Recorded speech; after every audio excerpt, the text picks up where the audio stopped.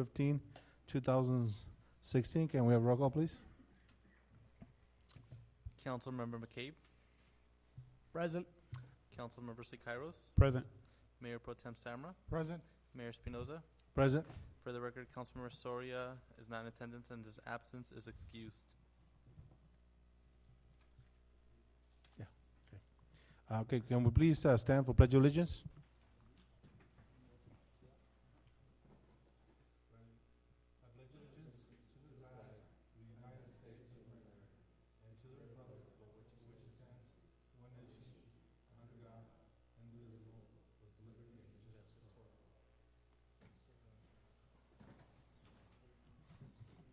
Closed session announcements, nothing reportable out of closed session tonight. So changes to the agenda, council?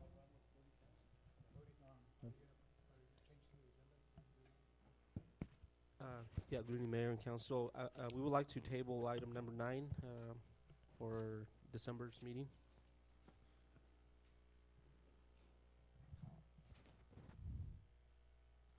Okay.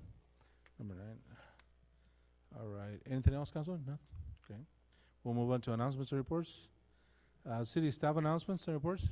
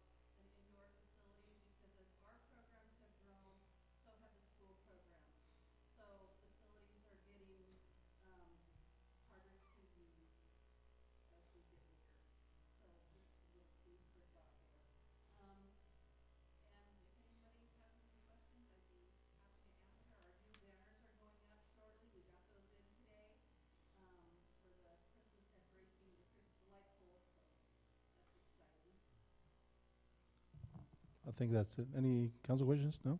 Thank you, Jackie. Any other staff?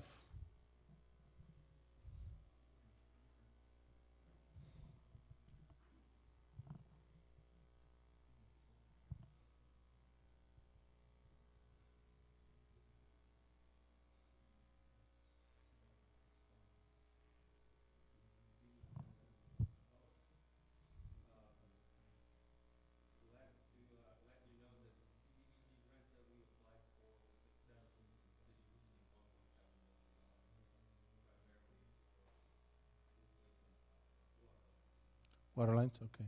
Well, that's great news. Yeah, thank you very much, Mario.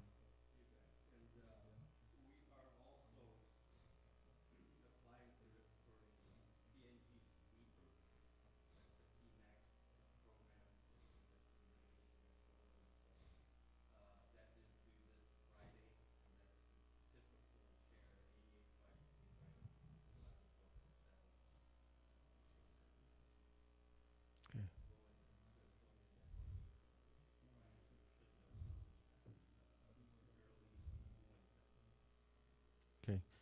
I know there's supposedly some CBDG money for downtown commercial. Maybe, that way we can look in the future of enhancing the North Main Street on the other side of town. So I think that would be, a very positive thing for us to move forward and apply for grants.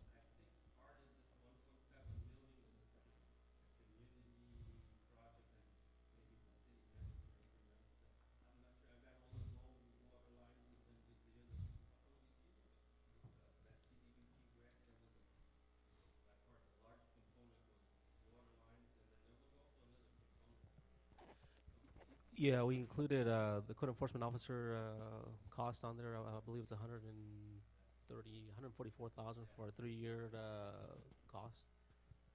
And I believe there was another feasibility study included on there as well. Right. Okay.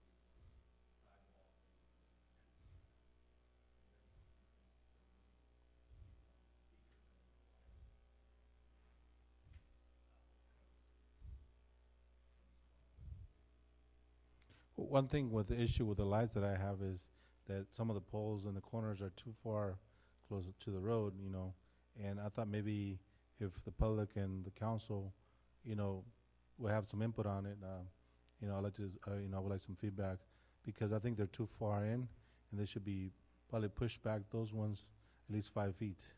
I know there's a lot of work because of the concrete, but, if there's a way to move it back 5 feet, because somebody's gonna take one of them out, especially the ones right in the corner and the centers there. They're too far into the road, I think so. Or we can wait till somebody takes one out, and so we'll see. Okay, just a thought. Oh, and also too, I think the lights are too dark, in my opinion. I don't know what the public thinks. I think the lights are too dark, and I don't know what else enhancements we can do on making them brighter, because, I'm just thinking about safety at night for the kids or the youth. They're walking up by themselves. I think the old lights used to be brighter than these ones. So, can you check on, digitally if they can, yeah, okay. If you find out there's something we can change on it, they can put out more lumens or whatever. And see how much it's going to, and how much it might cost. So, okay, thank you. Okay. Council? Thank you. Any questions for public? No? Okay.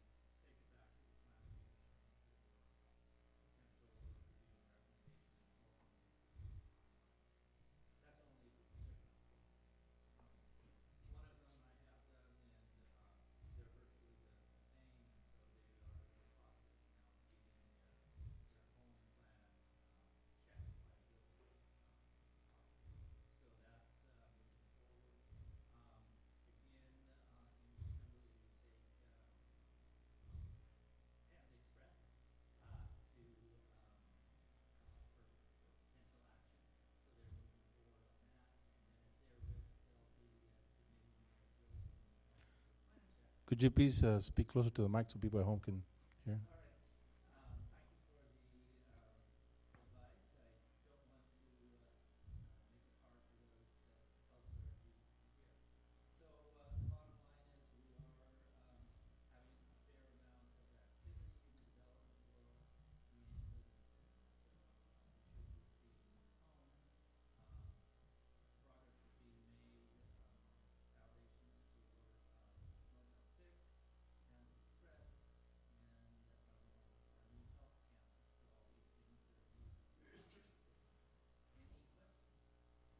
council? No? Thank you.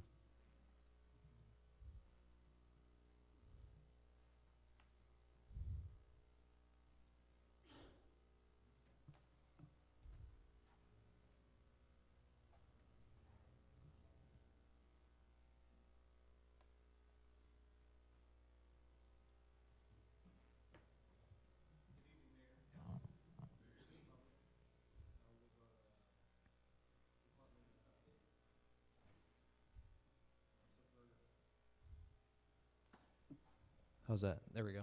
It's a lot better. So for our bi-weekly or bi-monthly activity report, we've slowed down a little bit, not by much, regarding 38 medical aids, 1 veg fire. We're starting to get some rain, so that should hopefully slow down. Vehicle accidents are up because of the weather. We had that stint of rain, and that we had a lot of vehicles involved in that situation.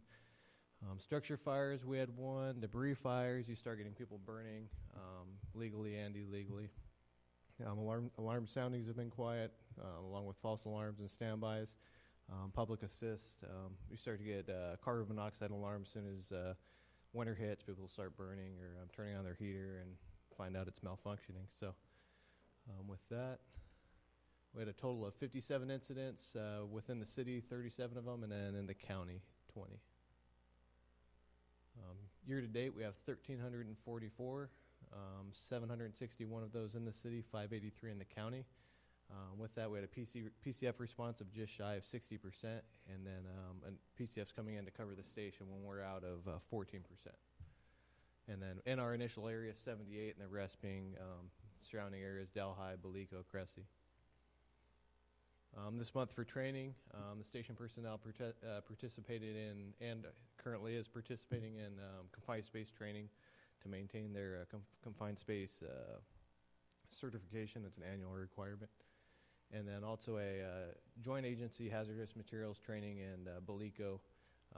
We had multiple agencies from a variety of counties, Merced County, Stanislaus, Fresno, all the way. I think we had 1 individual from San Luis. So as far as the volunteers, they're doing their mandated hazardous material recertification that's required every year. They're required to attend 4 hours of training, so they're doing that. A little fire prevention. Now that we're into November, the topic for November is like cooking fires. You have Thanksgiving and the holidays, so people start becoming more active. One of the biggest keys is, if you're going to leave the room or possibly leave your house, don't leave your stove on. There's close to 4,000 people die every year from cooking-related fires. Keep children at least 3 feet away from the cooking area, especially with boiling water. You get interested kids that come up, they grab a pot or something, and then results in burns. And then as far as a grease fire, use baking soda instead of water. You never want to put water on a grease fire. So most of you have probably heard that on October 28th, we had a vehicle accident involving actually the city fire engine. We responded to a vehicle accident on 99 across the Sultana. When the operator arrived at scene, she parked on the shoulder, approximately 100 feet back, not blocking traffic in traffic, but on the shoulder to protect vehicles that were coming northbound from the actual scene that they're at, because they had 2 previous accidents at that location. So they were tending to the individuals in the vehicle from the first vehicle accident, when an individual that was in the number 2 lane traveling northbound hydroplaned into the fire engine, causing moderate damage. It's still at it's high-tech in Oakdale being evaluated as far as repairs and what's going to be entailed in that and the kind of the delay. The individual that was in the vehicle had some minor injuries. They were transported, and we're still waiting for the CHP report to confirm everything. But a reserve engine has been put in place at the fire station, so there hasn't been any drop in level in service or anything. We have a county engine there, so as far as equivalent fire protection, everything's still standing. So hopefully we'll have an update at the next meeting on the estimates on the damage and if the kind of a timeline, how long it's going to be out of service. Some photos there. So the vehicle came northbound, struck the rear of the engine, and then actually spun around and caught the front bumper. So, and kind of give you an idea, there's the engine back there. There's a vehicle that struck the engine, and they were working down here. So the operator that was driving the fire engine was following all our procedures. And with that, the path where that vehicle struck, if that engine wasn't there and it continued on, most likely would have ended up in their scene, and we would have had a significant injury. So it did what it was supposed to do, and it can get repaired. And we had 0 injuries, so, well, except for the driver of the vehicle, but they were minor. So if anybody has any questions regarding that, we feel free to answer. Or Council? No? Thank you very much. all right. All right. You guys have a good night.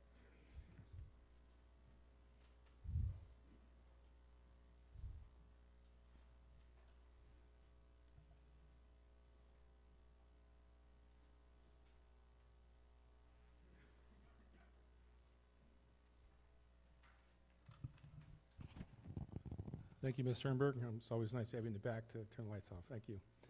Good evening, Mayor and members of the City Council. Quick update from the Police Department. We did real good in September. However, we noticed a spike. There's some concentrated areas of burglaries, and we've put it out, and we're looking at some folks in those areas, but they are starting to tick back up again. Had a total of 13 animals taken in, 4 citations issued, and we weren't able to obtain the data for the outcomes, whether it's adoption, return to owner, et cetera. So we can update that at the next meeting. Gang enforcement statistics: 8 field interviews, 3 gang arrests. 3 gang sweeps, 8 gang arrests. One of the arrests involved recovery of a firearm that was taken in a burglary the same day, and the officers were able to connect that suspect and clear 2 burglaries. We had our explorers and our cadets helping out Halloween, passing out candy. So unfortunately, they were not in uniform. In costume, they're in uniform, but probably a little more professional that way. I continue to put this out because there was actually another incident in the Fresno area. These 3 ladies come into kind of a mom and pop's type store, whether it's a convenient market or a clothing store. They distract the owner or the clerk, the loan clerk, and will start to look for purses, and they've been very successful.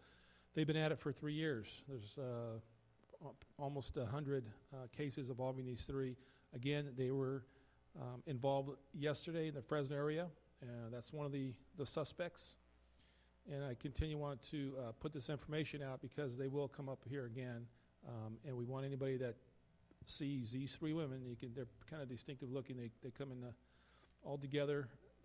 And again, it should kind of raise some red flags. If you have a store where 3 women come in there and start asking a bunch of questions, it should raise a red flag. And please call us immediately. And that's it. I'll be happy to answer any questions. All right, thank you. Thank you. Is that all the staff? Okay. City manager announcements? Good evening, Mayor and Council. Just a few updates. We're working on finalizing our fiscal year audit for 2015-2016. We had great operating results in the majority of our operating funds. The general fund ended the year with $525,000 surplus. Our water operating fund ended the year with the operating surplus of over $1 million. Our sewer operating fund ended the operations with over $300,000 in surplus. And the other major fund that normally gets a little bit of interest as well is our sanitation, which is our garbage fund. That one we ended the fiscal year, I believe, with over $300,000 surplus as well. We are implementing the items that we put on our budget for this year. We are scheduling meetings with all the departments to make sure that we are addressing the items that were added on there, especially capital improvement projects, equipment needs, and also the staffing needs that were outlined in our budget. So we are acting on those for this fiscal year as well. Thank you. Now we'll move on to City Council members' announcements. Councilmember McCabe. Councilmember Siqueiros. Nothing to report. Vice Mayor Samra. Okay.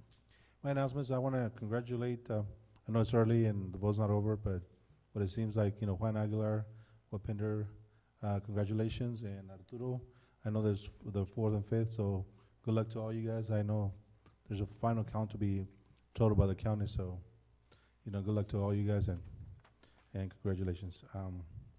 Now we'll move on to public hearing. Item number 1, resolution approving site plan and design review 2016-01 to construct a single-family home at 1441 Swan Street in Livingston.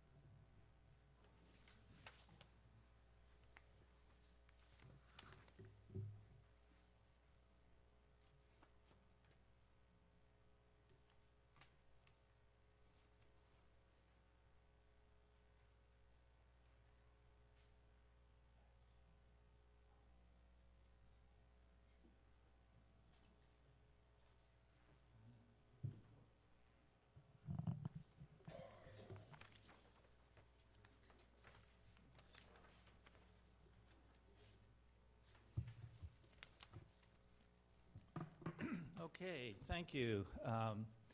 This is a hearing to consider the, let me move this a little.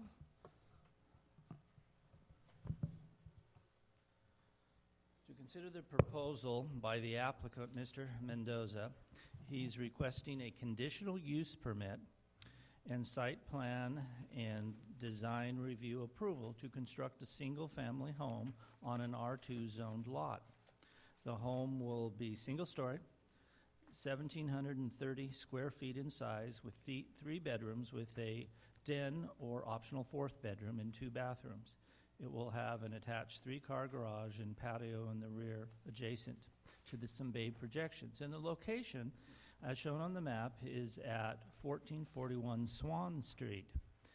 As you can see on the map, it's in an R2 zoned area.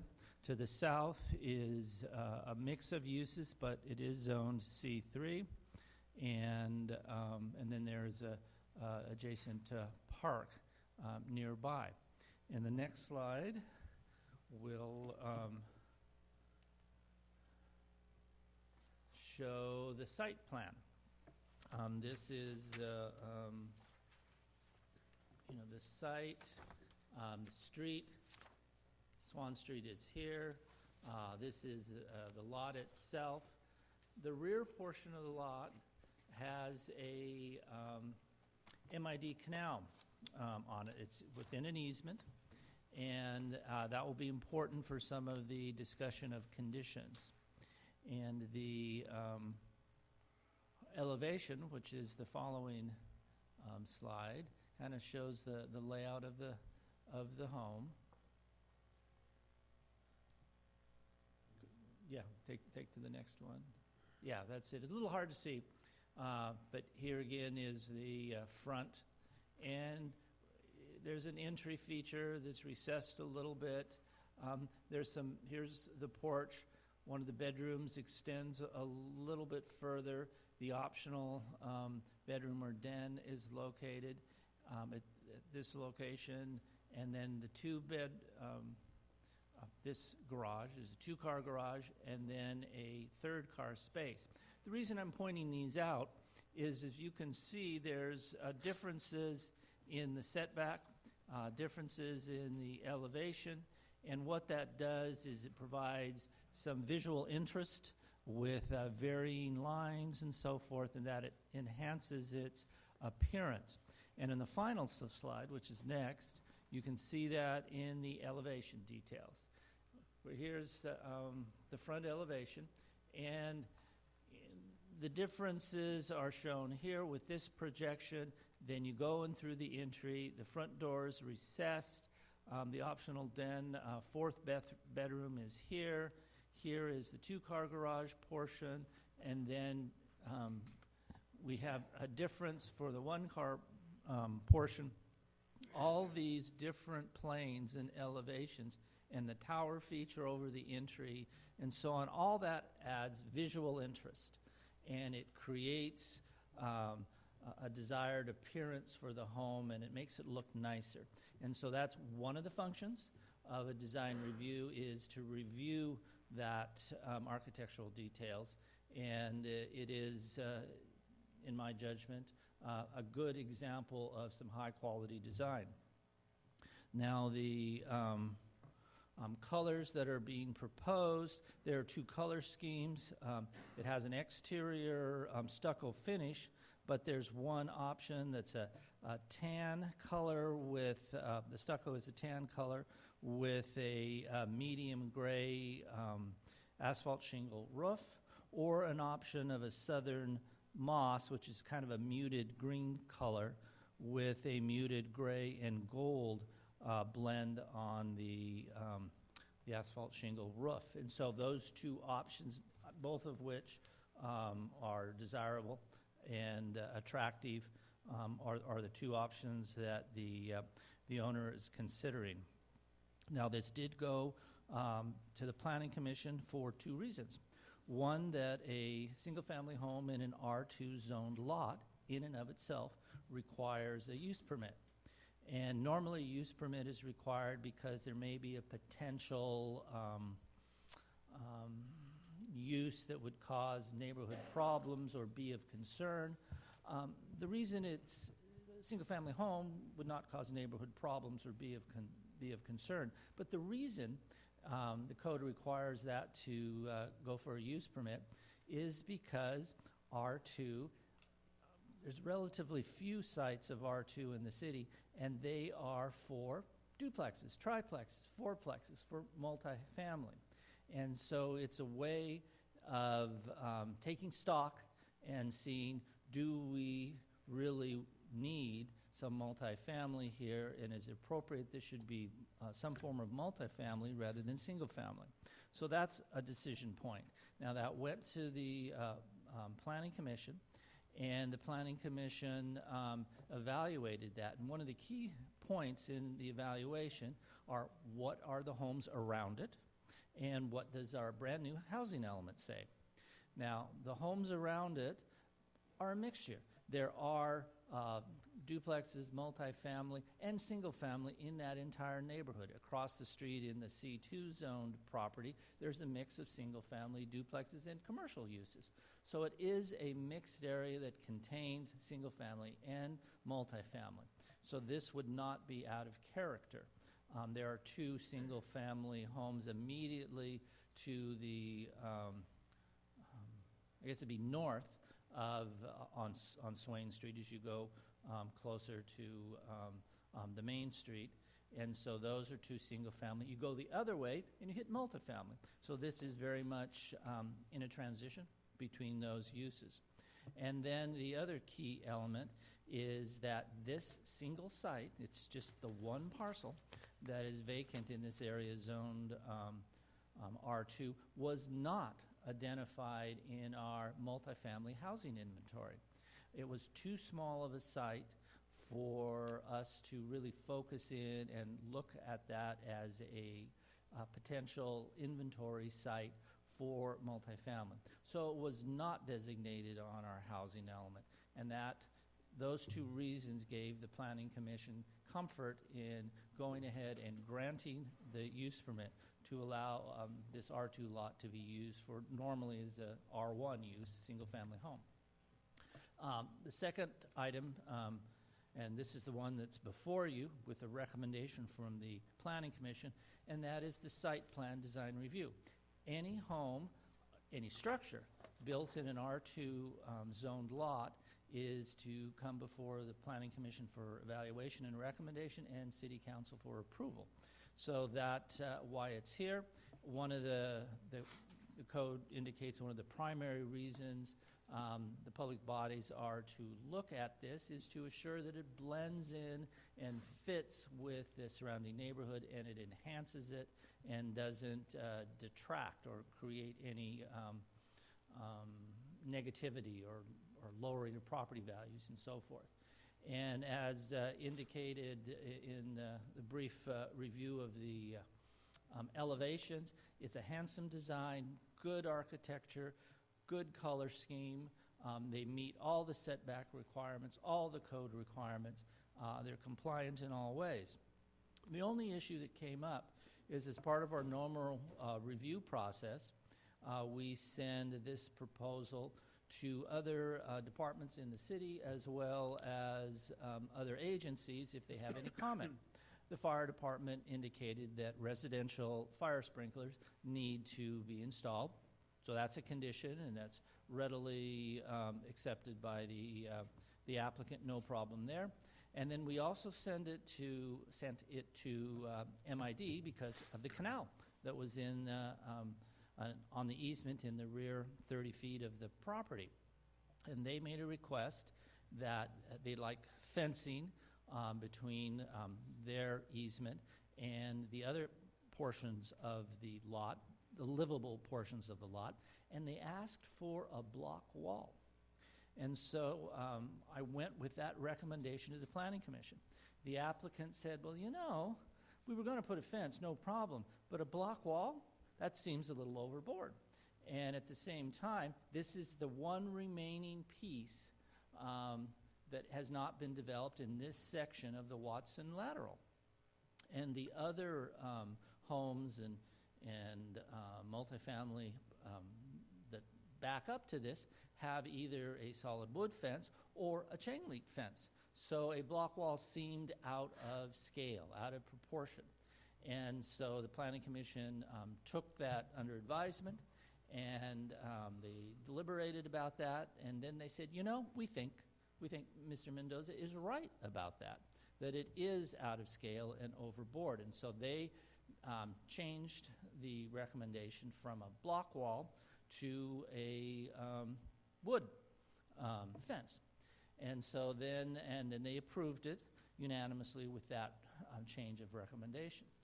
And then subsequent to that meeting, I contacted MID to inform them of that change and to ask them, you know, is this a big deal for you?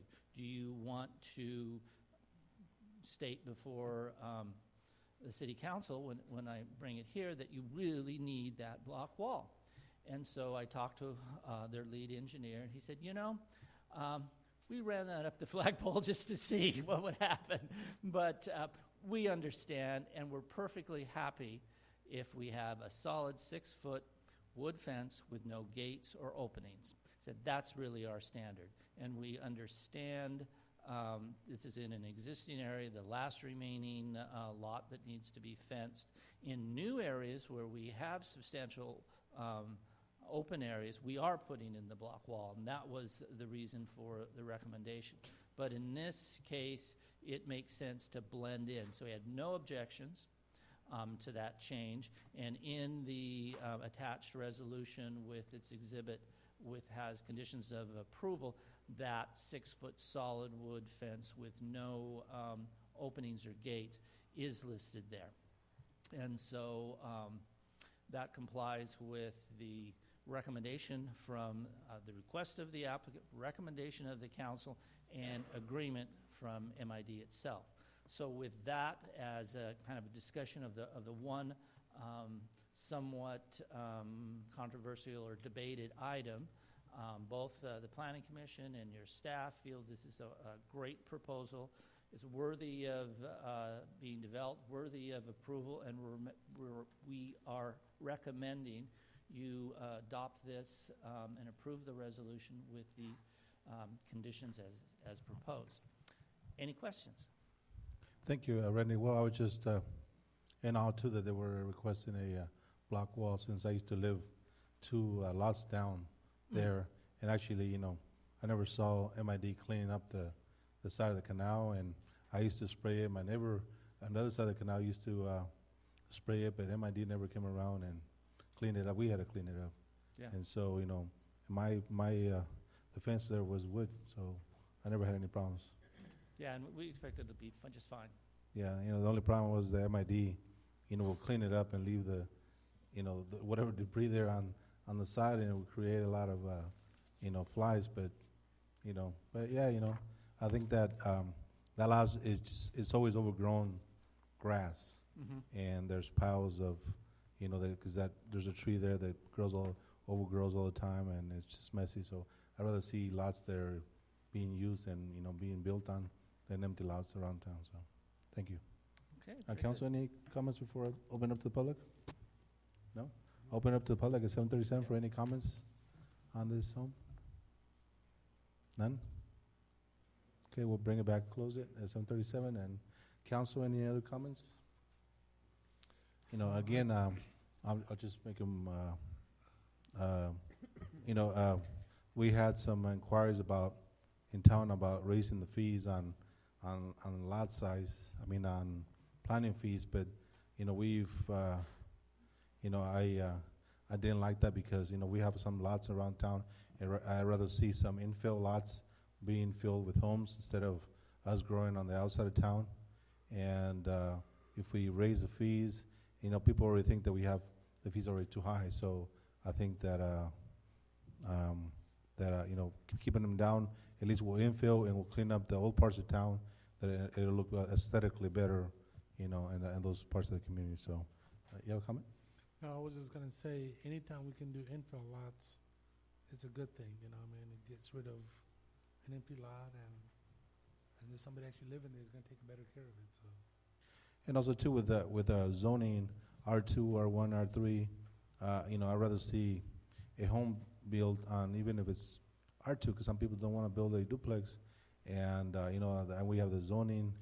I know, but even in downtown commercial, it might be downtown commercial, which is way out there on 8th Street, and I don't think that's downtown commercial. And people have requested to build a home, and I know there's always issues, and we were supposed to, as a council, I think, to bring to the council, see if we can change the zoning, because it's too far away, the downtown commercial that way.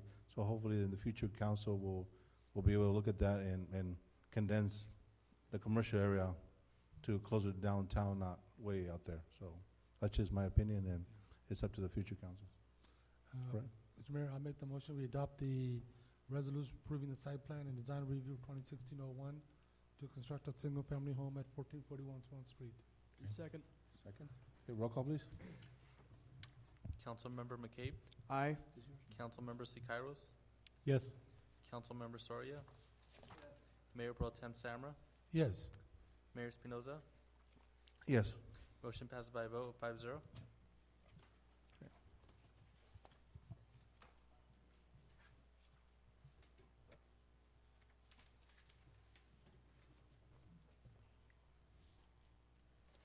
Now we'll move on to citizens' comments. This section of the agenda allows members of the public to address the city council on any item not otherwise on the agenda. Members of the public are recognized by the mayor should come forward to the lectern and identify themselves.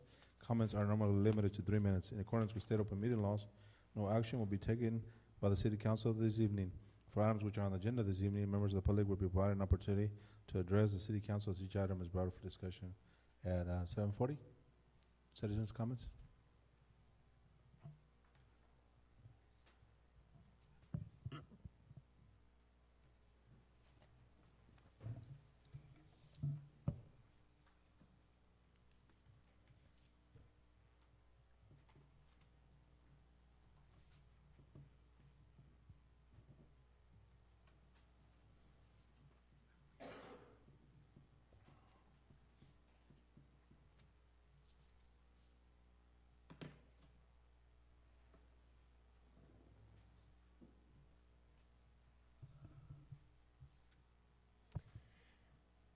Catherine Shaw Rodriguez, P.O. Box 163, Livingston. I have a technical question for the city attorney.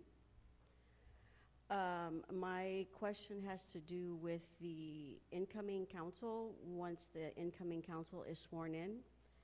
I understand that one of our newly electeds is a city employee, and my technical question for the city attorney is, would a city employee elected to the city council need to recuse himself from any discussion, either closed session or an open session, that has to do with any hiring, firing, disciplinary actions, budgetary concerns, and/or litigation, either litigation in progress or future litigation against any person or persons within that department.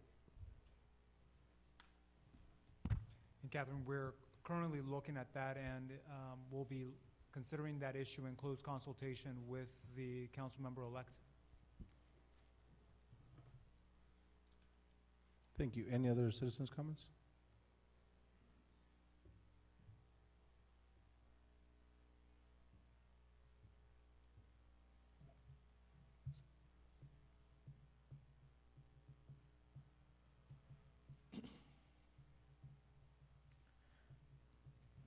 Good evening, Luis Flores, 707 Almawood Drive. Just 3 quick things. First, congratulations to the newly elected folks. I know some races are so very, very close and they're counting, so good luck. I may have missed it from the beginning because I got here a little bit late. Any updates on the manager recruitment? Sort of updates on timelines, candidates, when we'll find out who the new person is? Hopefully, we'll have a better idea on timelines in the next couple meetings. Okay. But the process is still continuing. So 2017, most likely. Again, hopefully we'll have a better update on the timelines at the next meeting. I know we'll probably have other council members as well participating. And then my last thing thank you. The last thing I want to mention, as folks may know, I'm on the school board here, and we had a really good conversation at our board meeting last week on Thursday about sort of this post-election fear and anxiety that folks are experiencing. So I know we're working closely with our family, teachers, and community members just to calm people's nerves and fears and anxieties, just reassuring that our school sites are safe and students are welcome there, and the hateful rhetoric and nasty languages are not tolerated. So hopefully that sentiment is shared throughout the community. I know a lot of people are scared. I know I'm sort of scared sometimes about this new world that we're living in. So just to encourage peace and good vibes. Thanks.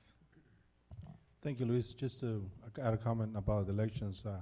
I was over at the elections department on their offsite, where they're counting the votes last couple of days ago.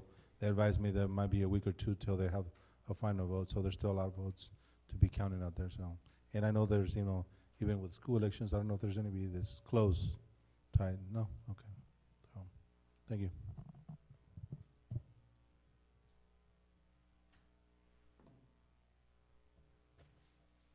Good evening, Mayor, City Council. Warren Ehrenberg, 1331 8th Street. I noticed there's truck parking on Campbell again. Some time ago, we had that taken care of, and I've noticed that people are parking there again with their tractor trailers. Number 2, Main Street looks good, but how did we end up with black street signs? I don't know if anybody else has noticed it, but it kind of stands out. I'd say go back to what's through the rest of the city there with the, what is it, green and white. It does not look good. I think we checked everything except we never discussed the signs, so, it was a surprise to me too. The last thing, I don't know if everybody knows, I'm retired from the Air Force, a little over 20 years, from 52 to 73. I want to thank the Knights of Columbus. I believe it was last year they donated quite a bit of money to the Central Valley Honor Flight. And in June, I had the opportunity to go. And that was to Washington, D.C. at no cost to the veterans. And it's for the veterans of World War II, Korea, and Vietnam. And most of the flights, all the flights but 2, go out of Fresno, and it's 3 days. And I'll tell you, it's a booked 3 days. And I've never been in D.C. before. Out of my career, I've been stationed in California 3 out of 4 times, out of my 4 times overseas. And it was very moving, and I wanted to thank the Knights of Columbus because I feel that part of that money went for me to go because there's no cost to the veteran.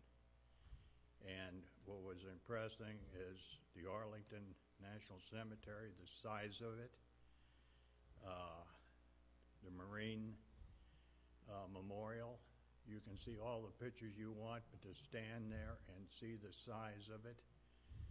We went to the Air Force Memorial, the Women's Memorial, and the Navy, and the Air and Space Museum. And I'll tell you what, it's very moving, and it's something I'll never forget. And if there's any veterans that fall in that category, you can get online at the Central Valley Honor Flight, or get a hold of me, and I can get you a copy of the application to put in, or go out to the museum out there at Castle. So I want to thank you, and the Knights of Columbus. Thank you for your service too, sir. Thank you. Okay. Any other citizens? No. Any other citizens' comments? No. Okay, we'll close it. Bring back to consent agenda. Resolution accepting bid for CMAQ sidewalk infill project, federal project from Vanguard Construction. Item number 3, resolution accepting bid from George Reed for CMAQ F Street pedestrian walk bike improvements federal project, CML 5256-04-14. Item number 4, resolution approving the lease agreement with the Flor Chavez for the lease of the city-owned property located at 641 Main Street. Item number 5, approval of the warrant register dated October 27, 2016. Approval of the warrant. Item number 6, approval of the warrant register dated November 10th, 2016. I'd just like to make a little bit comment. Number 3. Number 3 is the F Street pedestrian bike improvements on F Street close to Winton Parkway. I think that's the one, right, Mario? We'll be enhancing the sidewalks there because I know the kids always, the huge sidewalk, okay? And the other one, number 4, is a lease agreement with Flor Chavez for the lease of the city-owned property, and that's for the taco truck out here on the corner of on city property. And any questions on these items by the public? Not? Okay. I'll entertain the motion, Council. Mr. Mayor, I make the motion we approve the consent calendar. Is there a second? I'll second. Second by Councilmember McCabe. A roll call, please. Councilmember McCabe, Aye. Councilmember Siqueiros, Yes. Councilmember Soria, Mayor Pro Tem Samra, Yes. Mayor Espinoza. Yes. Consent calendar passed by vote 5-0. Discussion and potential action items. Item number 7, presentation by Dennis Mueller from American Solar Utility, LLC, updates on Livingston Solar project assessments, possible direction. Yeah, good evening, Mayor and Council.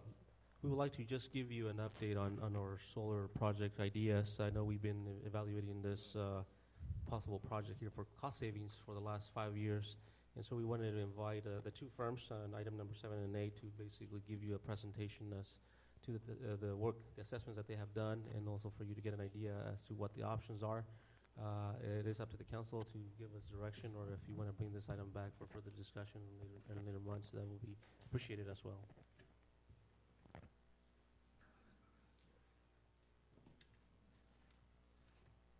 Hi, I'm AJ Rumbaugh with American Solar Utility.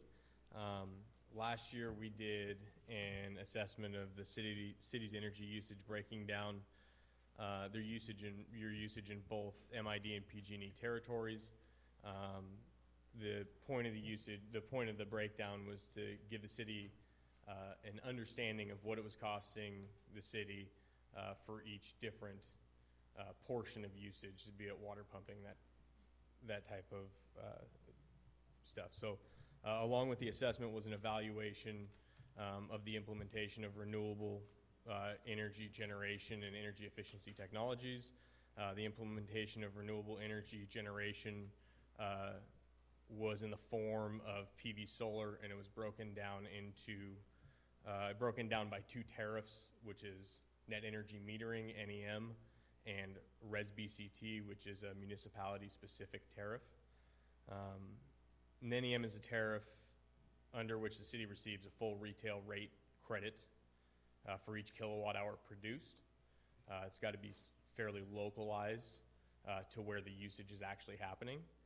RESBIC is a tariff under which the city creates credit for each kilowatt hour produced through the generation component of a specific rate schedule that is allocated to the meter. So if it's a new meter, it would be a new rate schedule. If it's a pre-existing meter, it would be the meter under which it's already being, the rate schedule under which it's already being served.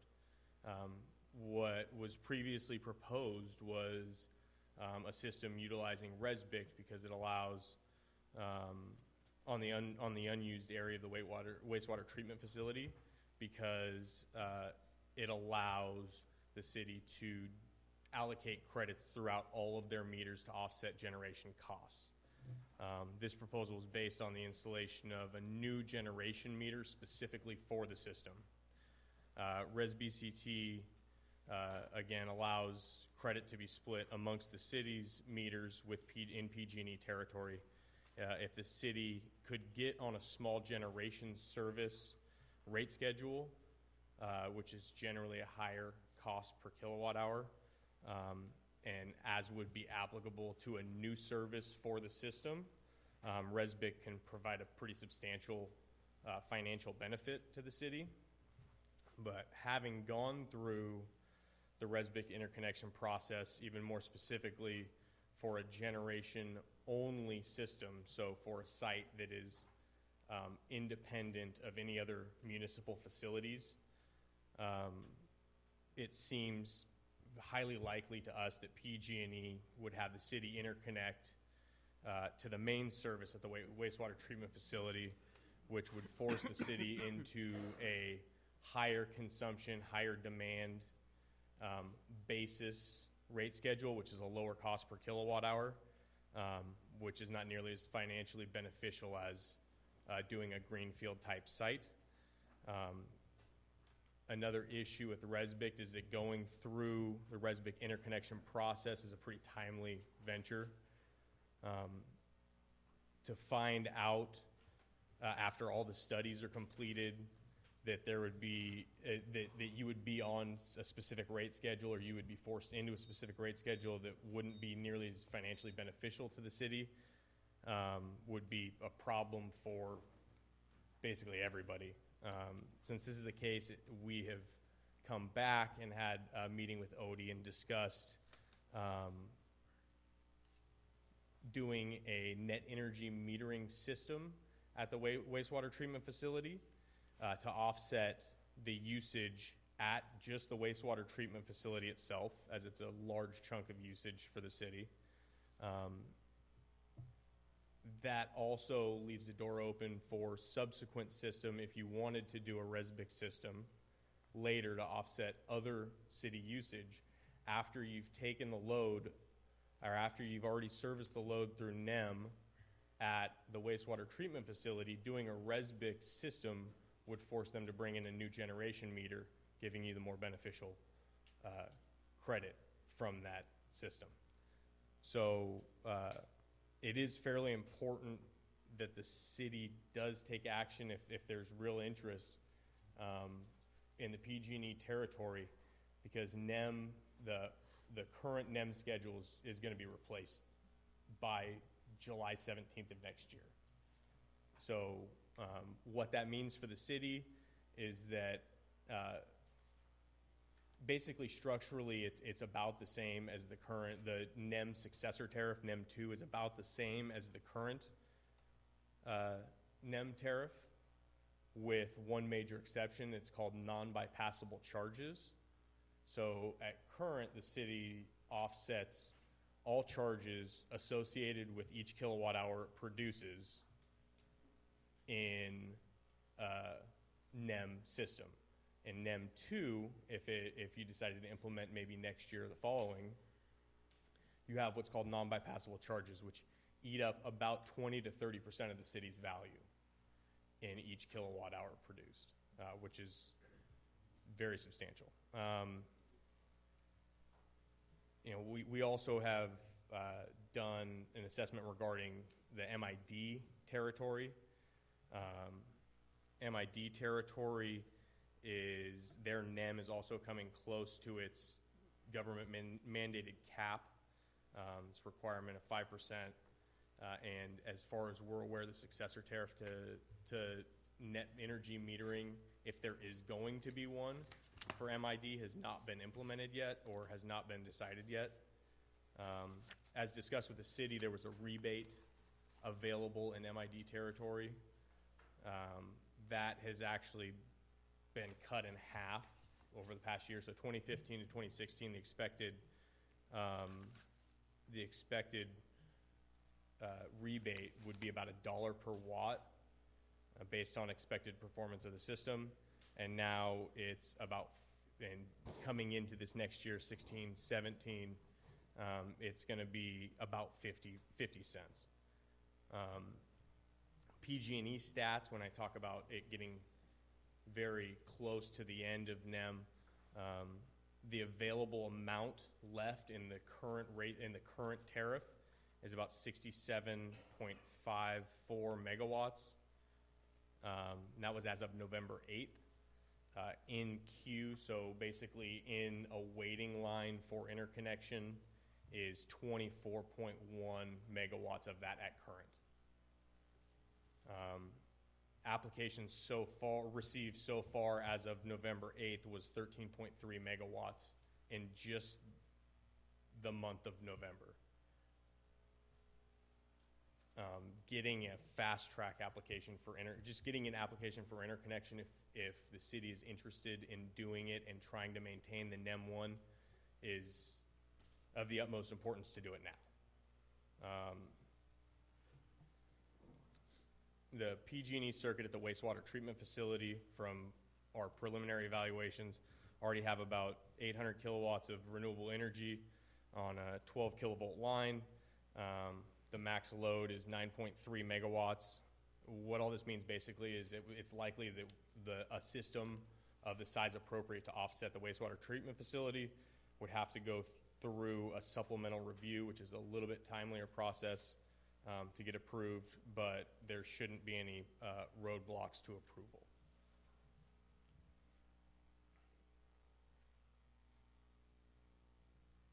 MID's rebate. MID offers its residential, commercial, and nonprofit customers a rebate for installing the solar electric.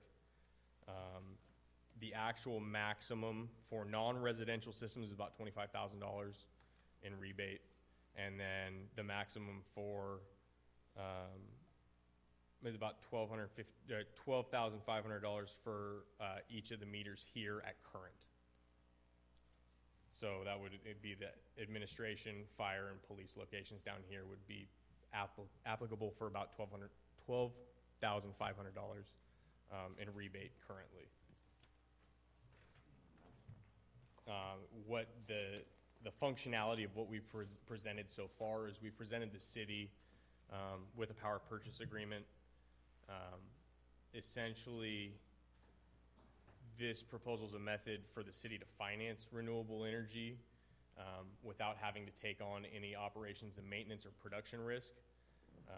There are guarantees in place for a certain level of production. The system is there's also an option for the city to buy the system out after year 6, because that's when our investment group takes the tax benefit, and then the city can buy the system out after year 6. The buyout has to be a fair market value. It's basically ruled by the IRS, the actual cost of the buyout. The normal duration of a PPA is like 20 to 25 years It can go longer if necessary.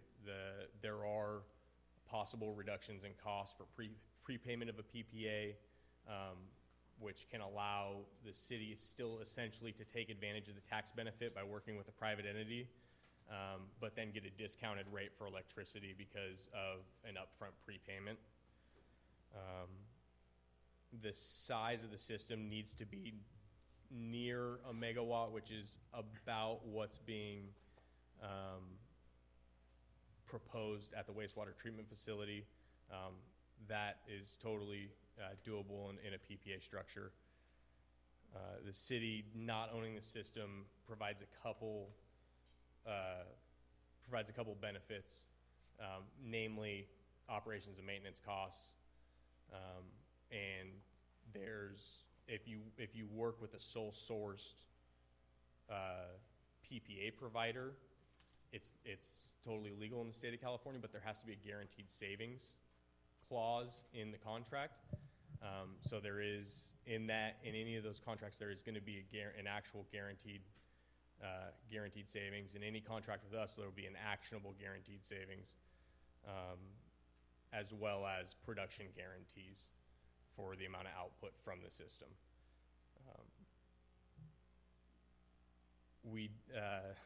Unlike a lot of entities, we've actually financed PPAs that have actual actionable guaranteed savings clauses,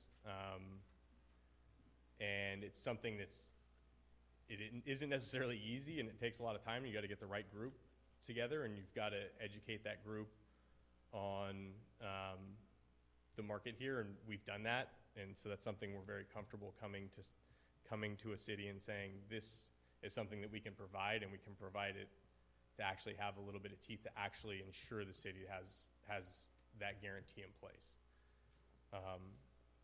There's no capital expenditure required from the city. There's no debt against the city's balance sheet necessarily. The downside is the cost of the PPA finance is more than what the city can borrow at, what a bond rate would generally be. A private equity investor is going to need more return than a city's bond rate would be for this type of investment generally. But that also can be offset by the private entity using the tax credits. So the reason to work with a private entity is because the private entity can actually use the tax credits as benefit and provide the city a lower PPA rate. Also, in the past year, there's been a very substantial decrease in the costs of components. So the market price for electricity per kilowatt hour has dropped substantially. Basically in summation is we've presented the city with a contract previously, and we're really not engaged as far as negotiation in any manner. We really would like to negotiate with the city and come to a mutually beneficial agreement that we can ensure the city saves money on. You have any questions? Council? No question. I'm going to wait for the second presentation, but I think will be helpful to the council. I mean, I know we're not going to make a decision tonight. Is a fiscal analysis, of the competing programs, and to decide if we're going to go PPA or, because one thing I kind of looked at through the numbers as best that my simple ability is that they seem pretty close to each other anyway. And they even rank some of our facilities to be, I guess what they call a category 1 or something, where ranking A, they even came with the same ranking on our facilities. None of them are recommending City Hall or Fire Department for anything, or the open areas. So they were pretty close to each other anyway. I don't want to jump ahead of the next presentation, but I'd like to hear from them. But I think we need to have analysis done as well by the staff and give us a executive summary. And also, we're 1 to 2 meetings away from new council. I think we need to also bring them in as well, you know. And I understand about the NEM, you know, and NEM2, I understand that, and with the changes taken in, at the federal level, we don't know how much more is gonna change. We don't know. Time is now before they make any changes too, and I've been for a solar project from day one, but, you know. And also, if I may add something, that, you know, something we discussed with Odie also was because of the need to get a NEM interconnection application in as soon as possible. We discussed with Odie just on a contractual basis, just for doing the NEM interconnection, that we do the NEM interconnections that would be of sizable systems for the city, and the city obviously wouldn't be required to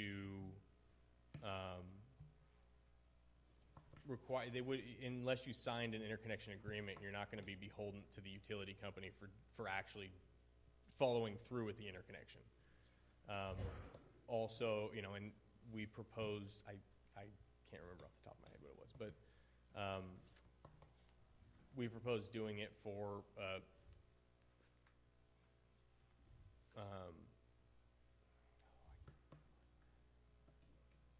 it was extremely reasonable. It was cheaper than I thought it was actually worth time and effort wise, but we proposed doing it for a very reasonable amount, and also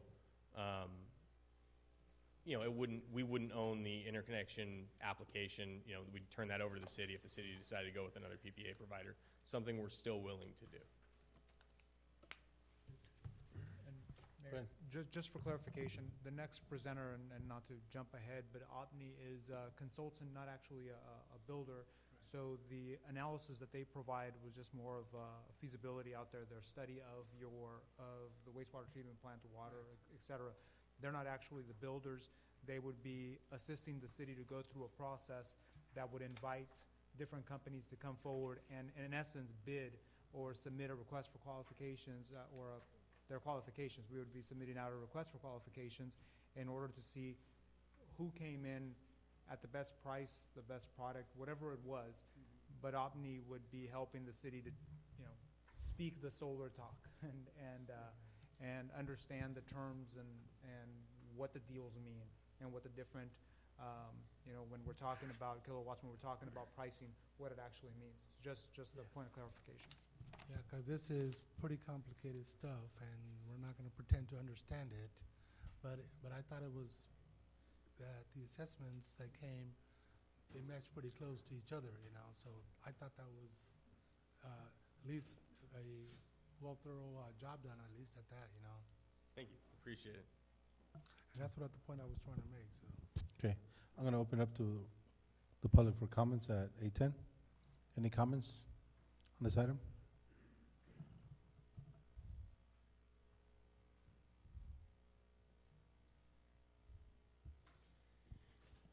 Catherine Shell Rodriguez again, just on behalf of the average ham and egger type person who's listening to all these, all the terminology being thrown around, and it's kind of going, you know, it would be nice if we could have a visual, like this is where we might want to put one. If we go this way, this is about how much money we'll save per year and over the life of the system. If we go that way, this is how much money we could probably save over the life of the system. If we go that way and the city decides to buy it out, it would cost us whatever. If we decide to go that way and buy it out, it would cost the city, you know what I mean, having a visual to kind of help collect all of the technical data that is in technical jargon that a lot of us don't understand, but we do understand saving money. Thank you. Anyone else? If not, we'll close this item. Council, any further comments? I just got a quick question, and it's really like, I agree with Catherine. How much will the system cost us? I mean, bottom line, how much would it cost the city to install a system like Under this? our proposal, the system won't cost the city anything. Okay. So it's what we've been proposing is a power purchase agreement, under which the city buys power from us, and it's at a discount to the actual credit the city's receiving from the utility company, right? So each kilowatt hour that you're creating out of the system is going in credit directly to the city's bills, right? Okay. And then the city pays us for that credit. That's how it works. And then under a guaranteed savings clause, we negotiate a deal that says the city's going to save X amount annually, and we have a calculation that is basically the amount of credit that's created by the system and the amount that they're paying, that the city's paying us, and we offset that difference, and it's got to meet a certain threshold. So as of current, we haven't even renegotiated or re-engaged the city in, we haven't been engaged in real contract negotiations yet. We made a proposal a little bit over a year ago that had a specific price per kilowatt hour that we thought was fundable, was going to save the city a significant amount of money over the term. And since then, prices in the marketplace for the components of the systems have decreased very substantially. And it was kind of unforeseen because there was a tariff that was imposed by the federal government on imports, PV solar imports from China, which is the most major manufacturer of components. And so, but it still has decreased quite substantially. So if the city would like to re-engage in a contract negotiation, we are more than happy to do that. We can put together proposals based on the current system costs and our current necessitated returns as an investment entity. And we can go from there and negotiate the guaranteed savings out and sign a power purchase agreement and then get it installed and operating as soon as possible is what we would like to do. But I would like to see some numbers, realistic numbers where we save, because it would make any sense to go into an agreement with you where, let's say we're paying $40,000 of electricity and we're in agreement with you guys and we're paying $39,000. So to save ourselves $1,000 and it's going to cost the city X amount of money, so where's really the savings? I absolutely understand what you're saying. We haven't even been to the point again of presenting another set of numbers since this has come about. There's been really no response. So that's what we're looking for is the council to say, yes, we're interested, and we're interested in seeing what you guys have to say. And if that's the case, then we would happily put forth a set of numbers and a contract for the city to review. And if you don't like it, then you don't like it, or and we'll put together all the financials and everything. Okay. Absolutely. Perfect. Yep. Thanks. Thank you very much. Huh?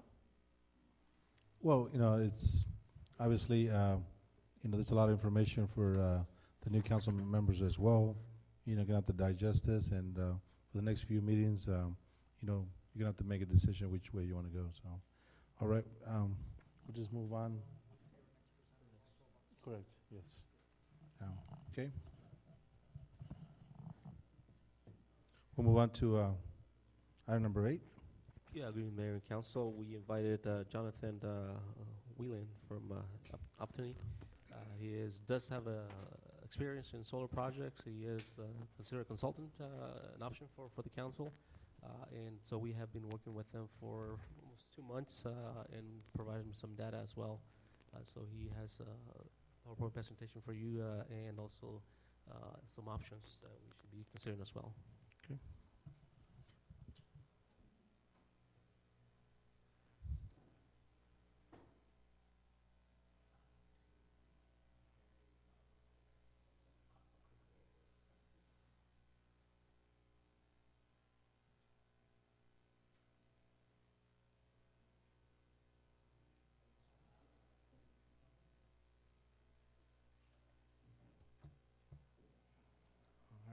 Good evening, everyone. I am Jonathan Whalen. Thank you for having me here today, and I'm really glad to hear that the city is very eager to look into solar and eager to move forward with solar, and so appreciate some of the clarifications that were made.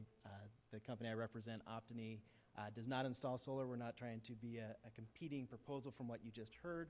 Essentially, we provide a different type of service, as Mr. Sanchez talked about, and so I'll run through that pretty quickly here for you all and get to some questions and hopefully have some photos for some, maybe not photos, maybe a couple photos, a couple of pictures of what things might look like in the future. Thanks, sir. And we can probably skip through the agenda there. So a little bit about Optiny. Optiny is an independent solar project consultant. So we work primarily on the buyer side. We work primarily as buyer's reps. So most of our clients are cities, counties, school districts that are looking to go solar, but as Jose said, don't speak solar talk. It's a little bit different. It's very specialized.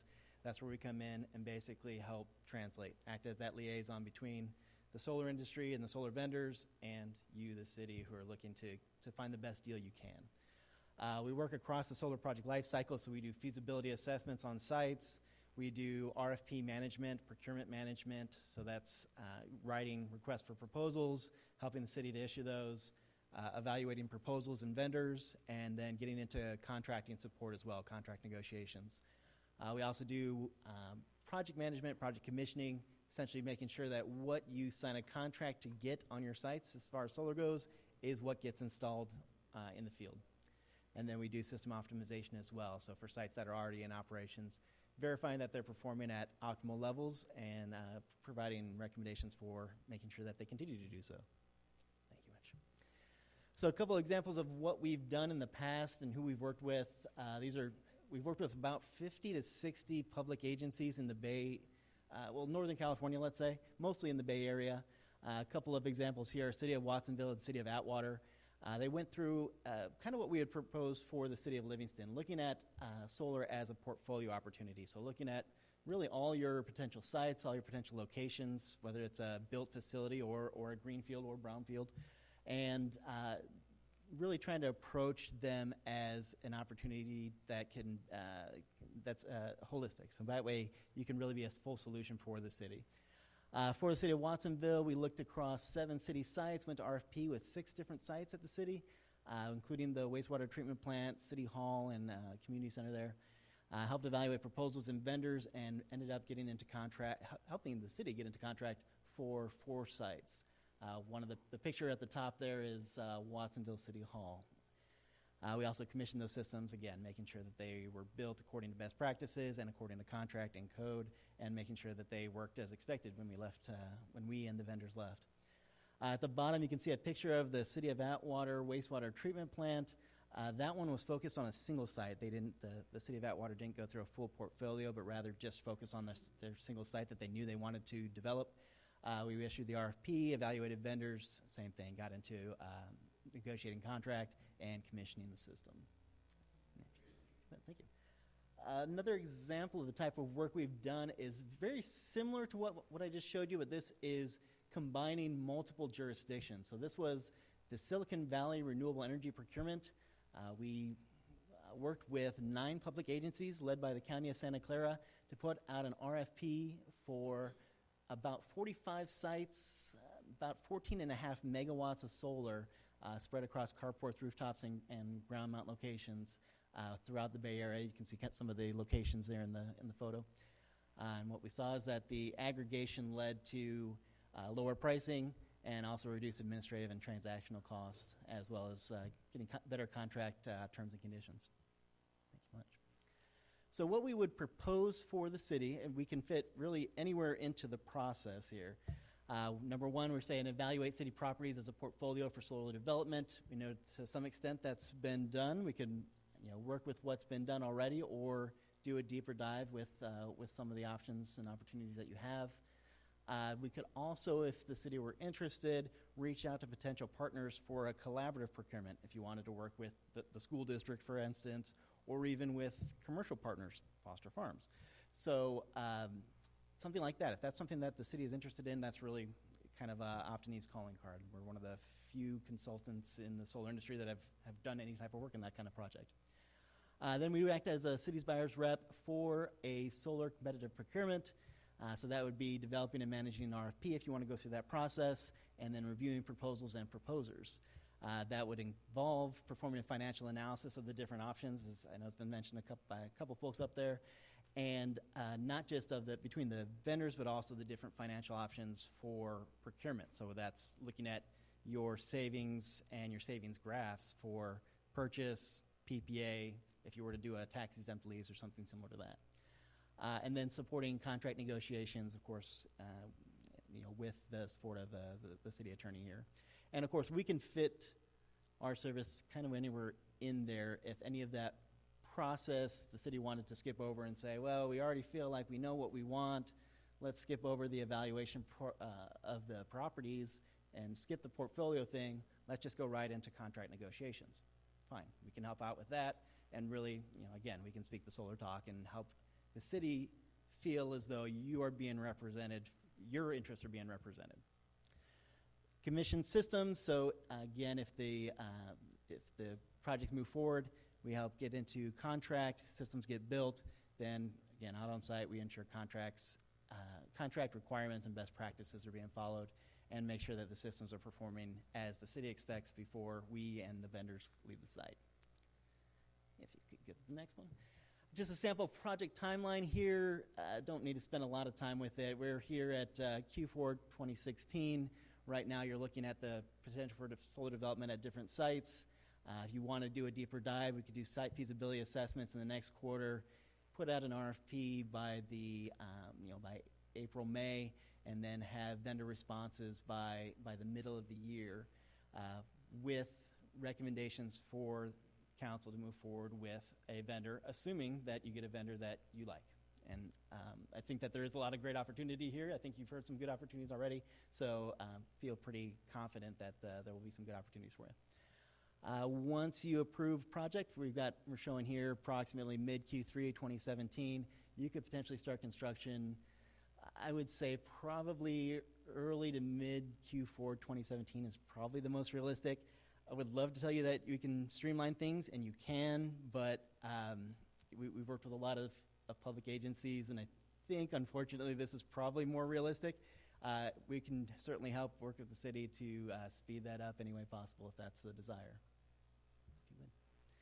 So a couple of, this comes from our pre-screen report. So basically that's us taking an aerial look at what sites the city has available and really doing a quick review of what might be good opportunities for solar.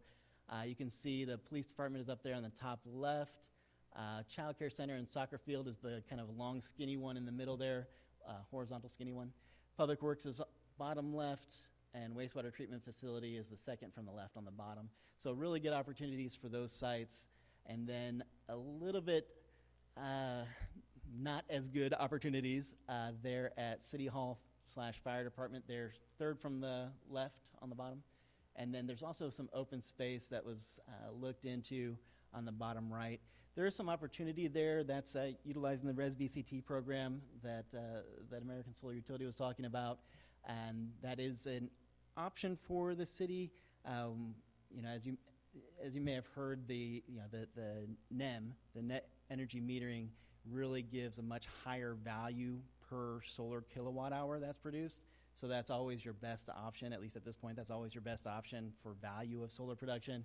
Res BCT can be great for solar farms, locations where you don't really have any usage to offset, but where you can build a lot of solar. So we can go to the next spot here. And then a couple of quick numbers. Again, this is from Solar Pre-Screen, so we haven't done a deep dive, but really these are kind of back-in-the-envelope numbers, if you want to call them that. I apologize. I know they're pretty impossible to see here, but they should be a little easier to read in the pre-screen report. But certainly some opportunity there. I think, for the wastewater treatment facility, we saw the need for a bit of a smaller system maybe than a megawatt, but I know that site usage changes over time. So it'd be good to run back through that. But certainly it's a big site, lots of space, lots of usage. It's a really, really good opportunity for the city. You can see that the cost for the city of the electricity at that site is about $172,000. So if you're able to offset all or most of that with solar, It's really a nice opportunity. And with the system size, again, we're using back of the envelope numbers here, but with the system size that we've modeled, we're looking at about a 9 to 11 year payback is probably reasonable and realistic, and we'd love to see it a better payback than that.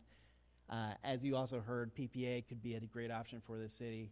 City's not able to take advantage of tax credits and depreciation that taxable entities are able to take advantage of.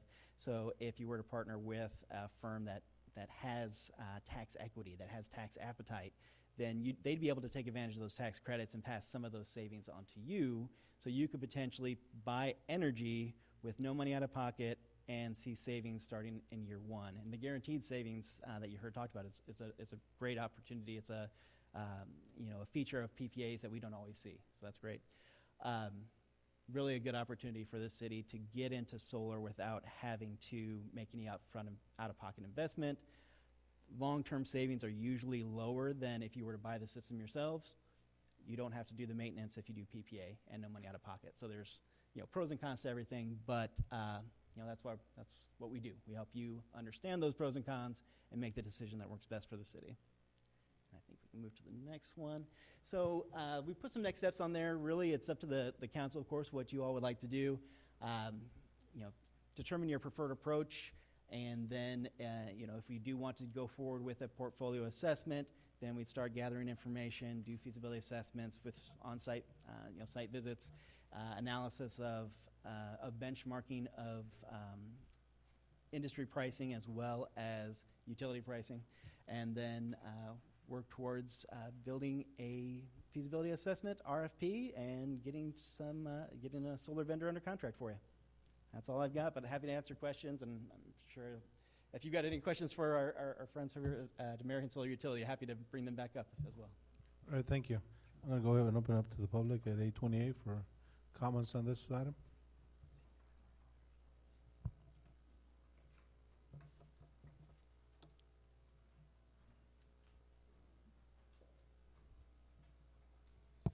Catherine Cheryl Rodriguez again.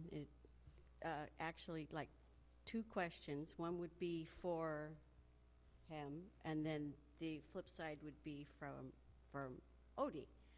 Okay, question number 1 would be, how much do you cost? And then question number 2 would be, for Odie, would be, where would the money come from? Probably try to address both. He actually gave us a proposal, I believe it's at $38,000, close to $39,000 to complete all tasks, including putting the RFP together and evaluating the proposals and recommending the best option for the city. I believe it's all inclusive. The funding will eventually come from different areas, benefiting mostly from the wastewater treatment plant. And if we are going to include the police department, we will look at probably the CFDs, Community Facilities Districts, the general fund. If we are including any projects associated with our water wells, then we will look at the water fund to fund some of the costs as well. So it depends on the final projects and the benefits and the scope of the project, basically, that we need to prorate the costs accordingly. So it could be divided into 4 different areas, possibly. Mr. Mayor? Go ahead. Yeah, the point I was trying to make before, I know wasn't very clarified, and we'll have to defer to Odie, is if we do PPA, the people proposing the projects are going to make sure that's done, constructed right. All we care about is the bottom line of the price. So the question I was saying is, does it make sense for us, if we're going to do PPA and we have to decide what we're going to do, is to hire a firm? Because why do we need to do any analysis of construction sites? Because the presentation earlier and your pre-screening, they looked pretty close. The sites were pretty much, and everything kind of looked good. It seems like unless they're already working together, the company that gave the earlier presentation pretty much came with the same analysis. So if we were to put out an RFP or to do something, are the other ones going to come with the same analysis, or do we have to just basically come with analysis, or are we really going to spend this money to have somebody do the analysis for us, basically? Because if we're going to buy that system and all that, I can understand. But if we're going to contract with somebody to say sell us power at a certain point, then the company installing is going to be pretty darn sure that they make it install it the most efficient way possible, because they want net return too, you know? That was the point I was trying to make, not, I understand you're not I understood that. That's not what I was trying to make, you know? And that's why I said, you know, we need to defer to staff to see if it helps the staff to make it easier, we go ahead and contract, but I don't think, I know we're shorthanded, but that's where, can Odie manage this on his own, or does he prefer that we contract this out? And Okay. that's what I was doing. And you don't have to give an answer tonight, and I mean, we got some people coming in, so we just have to make, that's the point I was trying to make is, that's what I was trying to make my point. Okay. Any other council comments? No? Okay. All right, thank you very much. You got one more? Thank you, Mayor. I kind of concur with Mayor Pro Tem. If we're going to pay someone to find someone that we could find also, that's just money that could be addressed to the same company. And actually, Ms. Catherine Michelle, and I was going to ask those same questions, so thank you. Thank you. But make no mistake, solar is doable and it's going to save the city money. We need to do this. It's just a point of how we proceed now. Correct. Okay. Thank you. We'll move on to item number 10. Go ahead. Sorry, Mayor, before, just for staff for direction, would it be something that Odie should take this, look at the proposals and come back to the council, hopefully in the next couple meetings, for a clear council direction, and maybe Odie could provide a little more information regarding kind of what he's seeing on his end as far as staff. The proposals were really meant to, in a way, the proposal one, you're dealing with one company, and this is it. That's your company, that's your choice. The proposal number two, which is, they're really different, right? It's really avenues the city can take. The city can decide to just go with a vendor. The vendor has approached, the vendor has worked with the city quite a bit. The vendor has looked at your utilities, and they're saying, hey, we can do it, and we can save you money. Or are you at a point where you're saying, well, I hear you could save us money. I don't really understand what this means. You know, where's it going to go? Your staff is looking at this and saying, well, you know, we could try to look at that, but again, it's solar, it's very technical. Yeah. Are you at a point where you're saying, I would rather have a consultant come in, help us through the process, help us put together a portfolio, and go out to not just deal with one company, but to deal with several companies that are going to apply to get your business. And that consultant is going to walk you through the process of, and I've worked with consultants like these before. They'll end up putting the whole grid up there, a chart. Here's your options. Here's your 4 vendors. Here's what they're proposing. Here's your cost. Here's your savings. And it's our recommendation that this one's the best because of X, Y, and Z. They do that work for you. Currently, I don't think that the staff members here could do that work for you, just on expertise and on the solar talk. Yeah. That's really what we're asking. That's also what I'm looking for is, for Odie, I know you're shorthanded, is what are your requests? You know, we need to find from you. I don't want to just arbitrarily say, okay, go ahead and hire this. We need to go through with staff, and staff come with a recommendation of whether we need to do this or not do this. That's what I was asking for, basically. Should staff come back now that the council, I mean, if I don't know, Odie, if you're ready to answer that question. I know that there's been. I would like to, I kind of know the answer because we do have, I understand we're shorthanded City Hall, but there are the people that can do that, but I just need something from the staff to say, we just don't have the time. We need for you to get us this contract or get somebody so we can move that forward to make your lives a little bit less busier, I know you're pretty busy. We're just looking from you. We don't want to. Well, yeah, that has been our case. We are short-staffed, been wearing multiple hats. We don't have the experience in analyzing and evaluating solar projects. We don't have a way to compare the assessment and the proposal that we got. So, yeah, we're in that position, but it's basically up to the council to give us direction. I think the bottom line here is we can do the work, we can do the analysis, and we can do our best at presenting the analysis to the council. And we're hoping that we get a good deal overall. I think it's going to be savings to the city overall, and it's going to be significantly high. Would it be beneficial for the council, for staff to come back and get kind of the bottom line kind of numbers from the current folks that are proposing, but also kind of spell out, because again, I would like the council, just the focus is really, do you want to deal with just this one company, and this is it? You're done looking. You're not going to look. This is it. Or are you interested in marketing the portfolio you have to other companies? That's a really kind of a threshold question. And that's where we need to come up with before we say to anybody, okay, we want you to do this project for us, and here's a signed contract. I don't want to sign a contract unless we do. So one thing staff can do is look at currently on what's being proposed, and also maybe look at the market and seeing what's out there, what people have entered into for PPAs. It may not be apples to apples, because the bigger the project, the better the price. Yes. In a lot of different situations, but again, a threshold question for the city is: have you chosen your vendor, and are you comfortable with the vendor, or do you want to go test the market? To me, is I want to see bottom line numbers. I mean, does it make sense to invest money or invest time?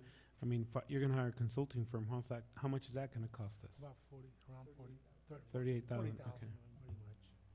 And that was the reason I was saying what I said earlier. Well, I would have just put it in, are they truly saving what they said, they're supposed to save? We need to look at that. But with the PPA, it's pretty easy to figure out. They're saying it's locked in. If we attempt to purchase and all that, it becomes a little more complicated. With PPA, it's easy. The companies proposing it will give us the prices. With the power purchase agreement, and I've negotiated several, with the power purchase agreement, the reality is, if usually you lock in a rate, they give you a projection of where PG&E is going, and they say, here are your rates for the years, so you lock in something. What you're hearing now is that you're possibly getting a proposal of guaranteed savings, versus there are other PPAs that you lock in a price, and for some reason, power almost never goes down. Power always goes up. So most likely you're going to save money regardless of who you go with. But it's just a matter of, they're saying if they could do guarantees, everybody likes guarantees in their PPAs. But again, it's really a threshold question of, are you comfortable with the company now? And maybe you just need to see more data on them, more bottom line. I like to see bottom line numbers. And then maybe then you could decide, if you're not comfortable with those bottom line numbers, do you want to go test the market?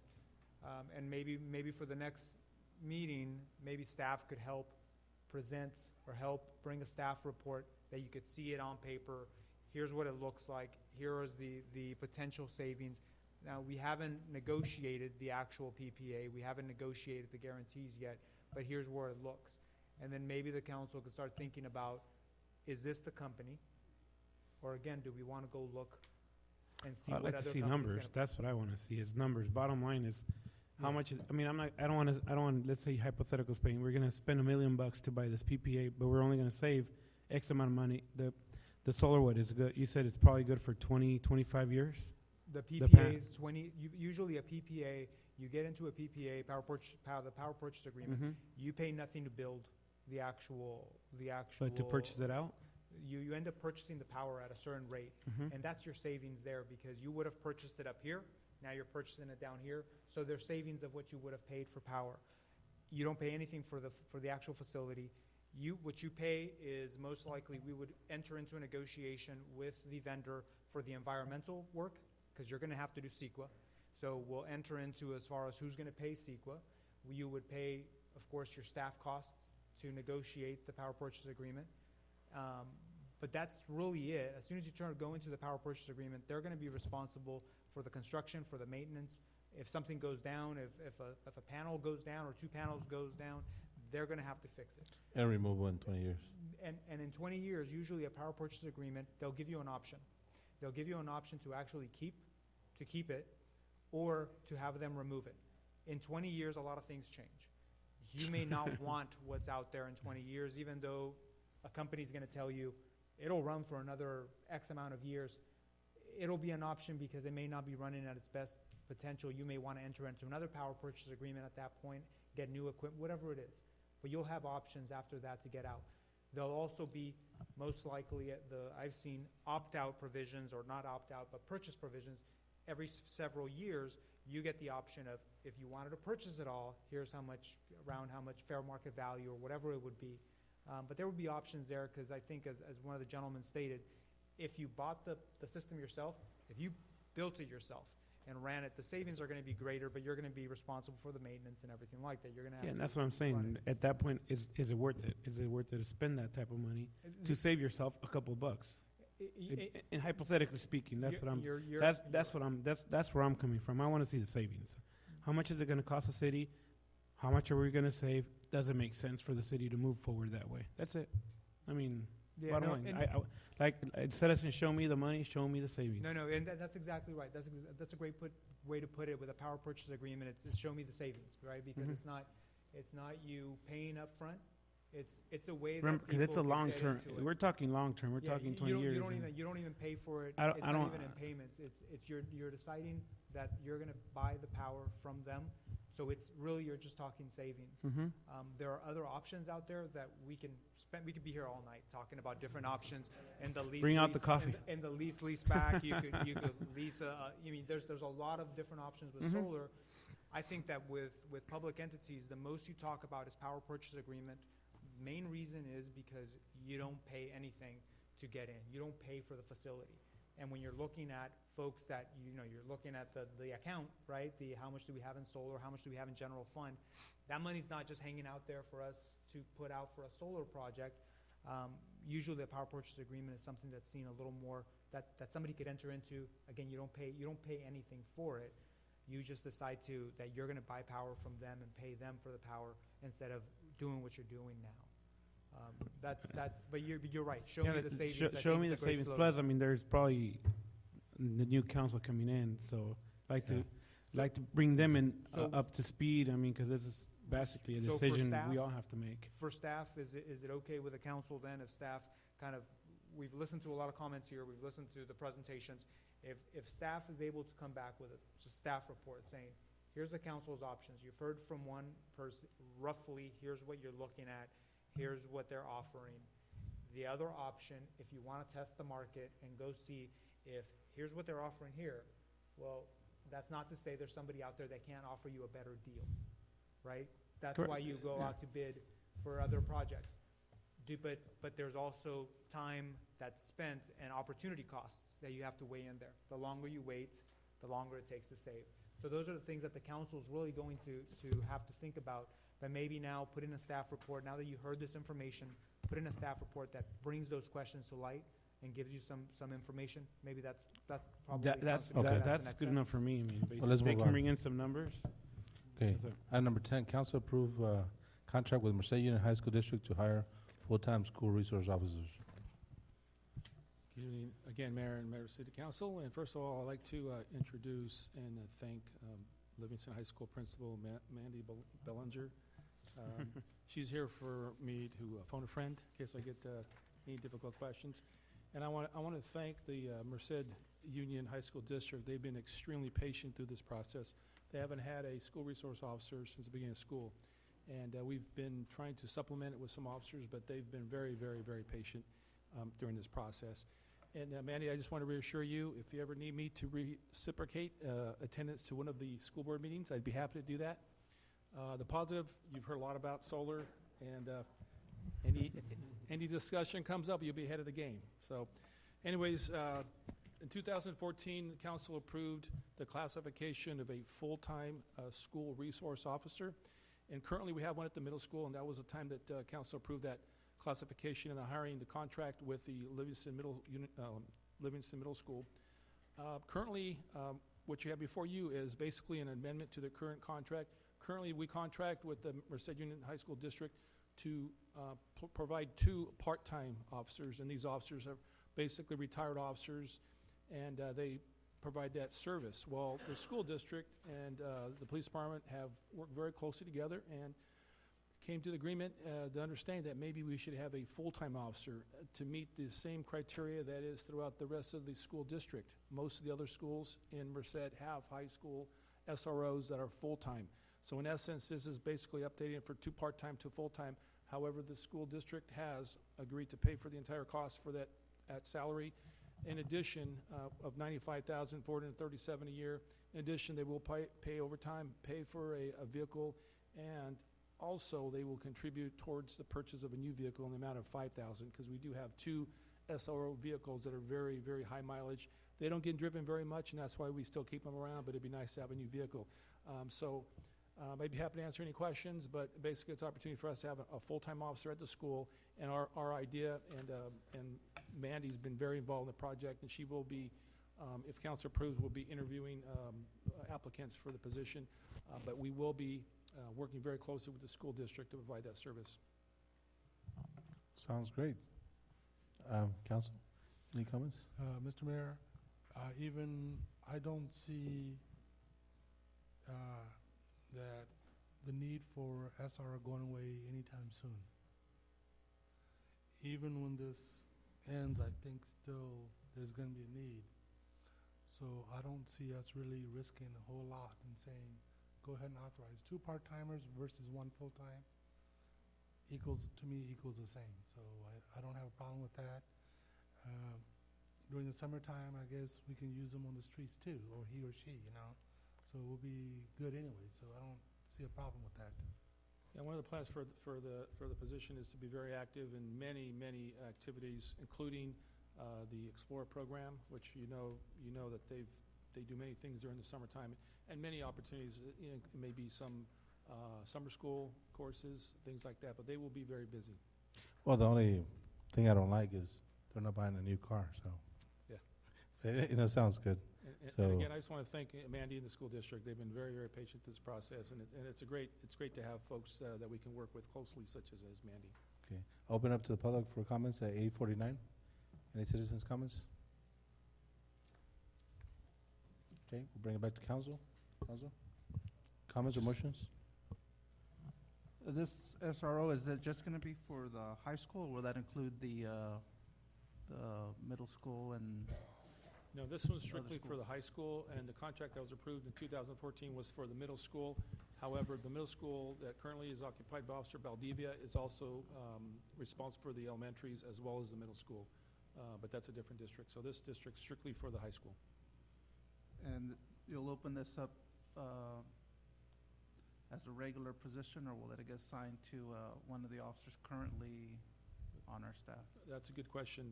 It will be put out to internal candidates only, officers currently working, and that officer will fill that position, and we will be able to backfill a new officer, a new hire. So in other words, we'll be able to go over strength by 1 to fill that position, because that officer will be at the high school. And that's the same agreement we have right now at the middle school. We do have an officer assigned strictly to the middle school, paid for by the grant. And so we do have an extra officer working. And so if council approves, we will be, including our regular full-time and our 2 SROs, we'll be at 20 full-time sworn officers for the city. Okay. Any other council comments or motions? Just make a motion and recommend staff recommends city council approve and amend contract with the Merced Union High School District to hire a full-time school resource officer, SOR, to staff Livingston High School. Is there a second? I second. Roll call, please. Councilmember Siqueiros? Yes. Councilmember Soria? Yes. Mayor Pro Tem Samra? Yes. Mayor Espinoza? Yes. Motion passes. Thank you. Number 11, resolution authorizing interim city manager to sign and file an application with the U.S. Department of Agriculture requesting funding from the Emergency Community Water Assistance Grant Program. You got Noe? Yes, good evening, Mayor and rest of City Council members. Noe Martinez from the Office of the City Engineer. And tonight we have before you a request for the City Council to approve the submittal of a grant application from the U.S. Department of Agriculture, specifically from the Emergency Community Water Assistant Grant Program. And just to give some background, this application would help with funding to construct new water lines that would help some residents that we have over in the county near Robin and Peach. And just to elaborate, in the last couple of years, we've received several requests from the residents around that area asking to connect to the city because their wells are running dry, obviously as a result of the drought. And out of all those residents, we've been able to connect 2 or 3 so far, and those were the ones that were in close proximity to our existing lines. However, since we've received requests from a few more that are farther away from our lines, and we have the option to extend services all the way to those residents, but it's not feasible because we're talking hundreds of feet, and we would not want single services extending that long from our existing main. So we've considered actually extending the water lines that we have on those areas, and we've looked into possible funding for that, and we did come up across this USDA grant that we've met with the reps from this funding source already, and they've told us that we would qualify. And at this point, we're asking for approval on preparing the application and submitting, and the net cost to the city for this project would be 0 once reimbursed. And however, to prepare the application and prepare all the documents that the funding agency requires, obviously the city would have to upfront those monies until it is reimbursed for those costs. Once the grant is in place and the agreement is in place, then we would not only be reimbursed for those upfront costs, but for the rest of the project. So we are looking at applying for a grant in the amount of approximately $500,000, $500,000. And again, this would help us extend the water lines, which would be on Peach and Robin.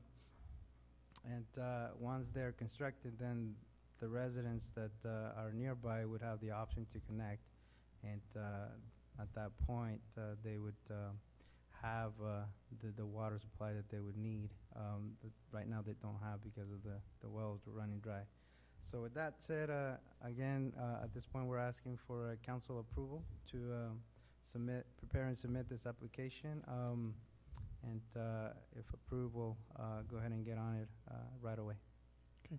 Yeah, just one question. Is the county providing any assistance right now with drinking water or potable water? Yes, we do have a couple of residents that have requested the temporary tanks, and I believe my understanding is that the county only provides them for a certain amount of time, and it would be nice for us to move as quickly as possible on this project so we can get that done, and that way we can get those residents connected. Well, I'm all for it, because I know that, even if LAFCO, I know Mr. McCabe is not here, Councilman McCabe, but, we go through all the applications that those people, they get hooked up to the city, they promise to hook up to the city limits once it's available, so, with the connections as well. So, if they're affected, I think we want to do it as soon as possible, so I'm for it, right away. So thank you. I don't know what the other council members. Yeah, I think I agree with the mayor. It's something good. Just a question, and I know it's not really city limits, and I don't have a problem with that. It's a good thing to do. How big of a line would it be, and would it be beneficial? Can it be added to this to put a fire hydrant in that area too? If you're gonna extend it that far, would it be a fire hydrant there too? Definitely, yes. Yes, we would be doing that. Okay. Because I know across the middle school, I know that the well had gone out as well too, so I know they were asking about, you know, a Correct. connection there too, right? They've connected since. Okay, yeah. good. Yeah. All right, so, okay.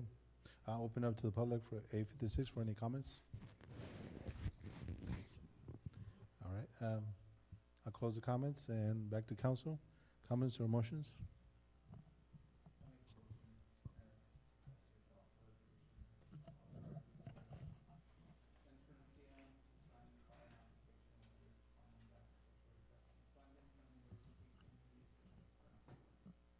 Okay, is there a second? I'll second. Okay, roll call. Councilmember Siqueiros? Yes. Councilmember Soria? Yes. Mayor Pro Tem Samra? Yes. Mayor Espinoza? Yes. Motion passes. Item number 12, resolution approving second amendment to the professional services agreement between the City of Livingston and WGR Southwest Incorporated for the Phase 2 MS4 and General MPDES permit compliance services. Yeah, good evening, Mayor and Council. Early this year, the Council approved a one-year professional service agreement with WGR to help us comply with the MS4 permit program. We are actually working on the third and fourth year. We are a little behind, but the city is in compliance. We did submit our annual report on the due date, which was on the 15th. We actually submitted a couple of days early. We do have Steve here tonight in case you have any specific questions, but we would like to extend our contract through October 2017 to assist us with the monitoring and the compliance and the educating portion and managing some of the functions, and submitting the report in November next year. We got an estimate proposal basically from WGR to have technician on board for 2 days a week, and also to have another higher level staff oversee the functions and assist as needed. The proposed fee, I believe, was $82,000, and it will be funded through our special district areas, the BADs, and also the general fund, 20%.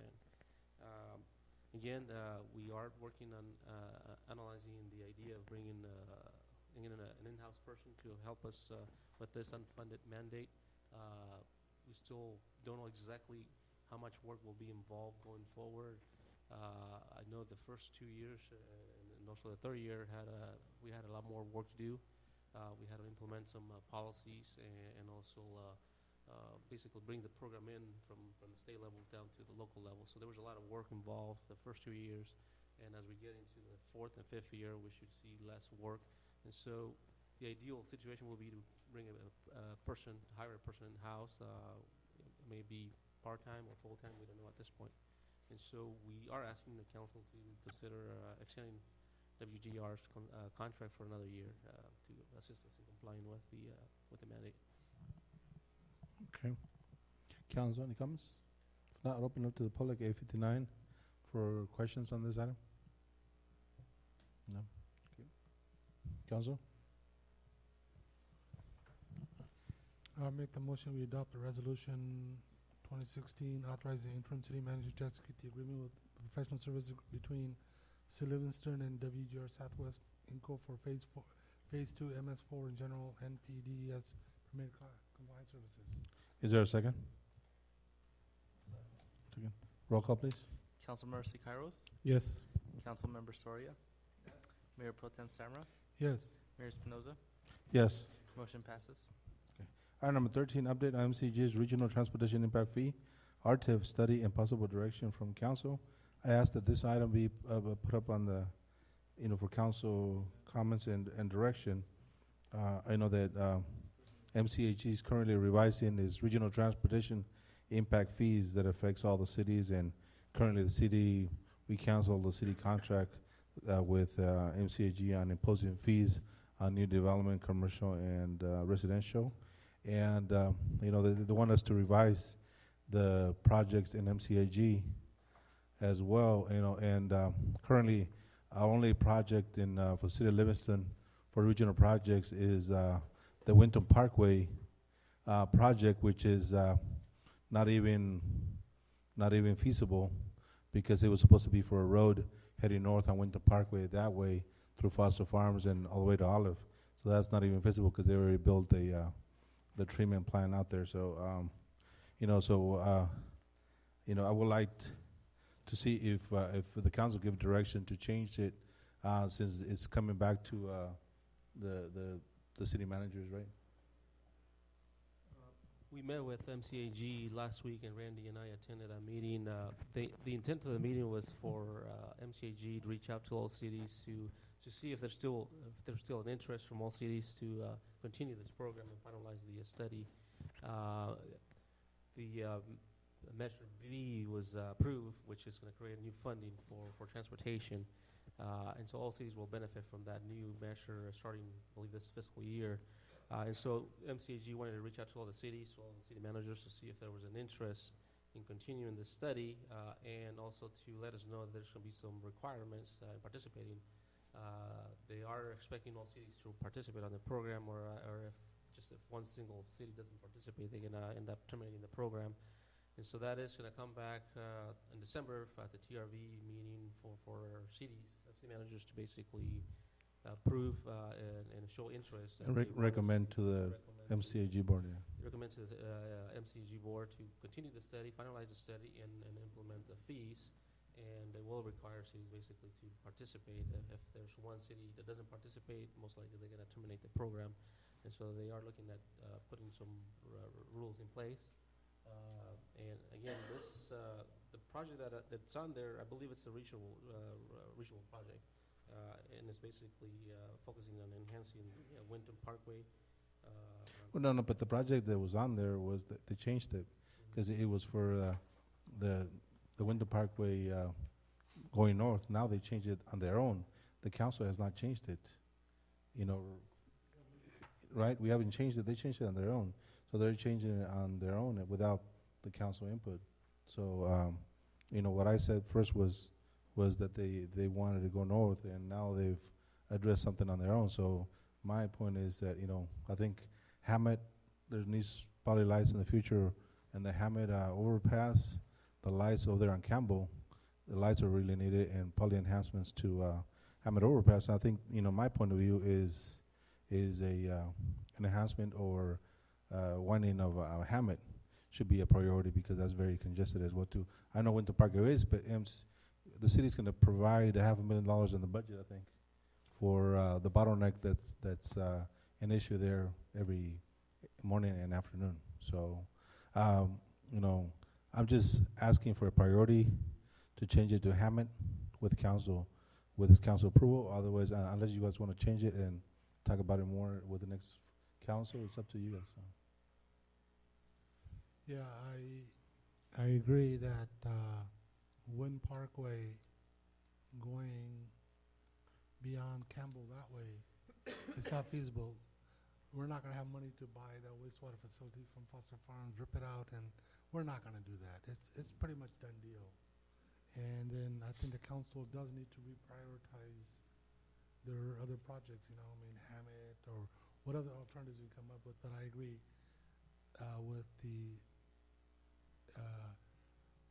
with that little piece being taken out and the second lane going in. The city's going to put the whole cost, and then we need to reevaluate the entire area. And it's going to be very important for who the council chooses to be on the MCAG board next meeting when the new council members come in and you guys decide, because it's going to be crucial for us to work together in the county to move, not just Livingston forward, but the whole Merced County with all these projects in the county. So it's up.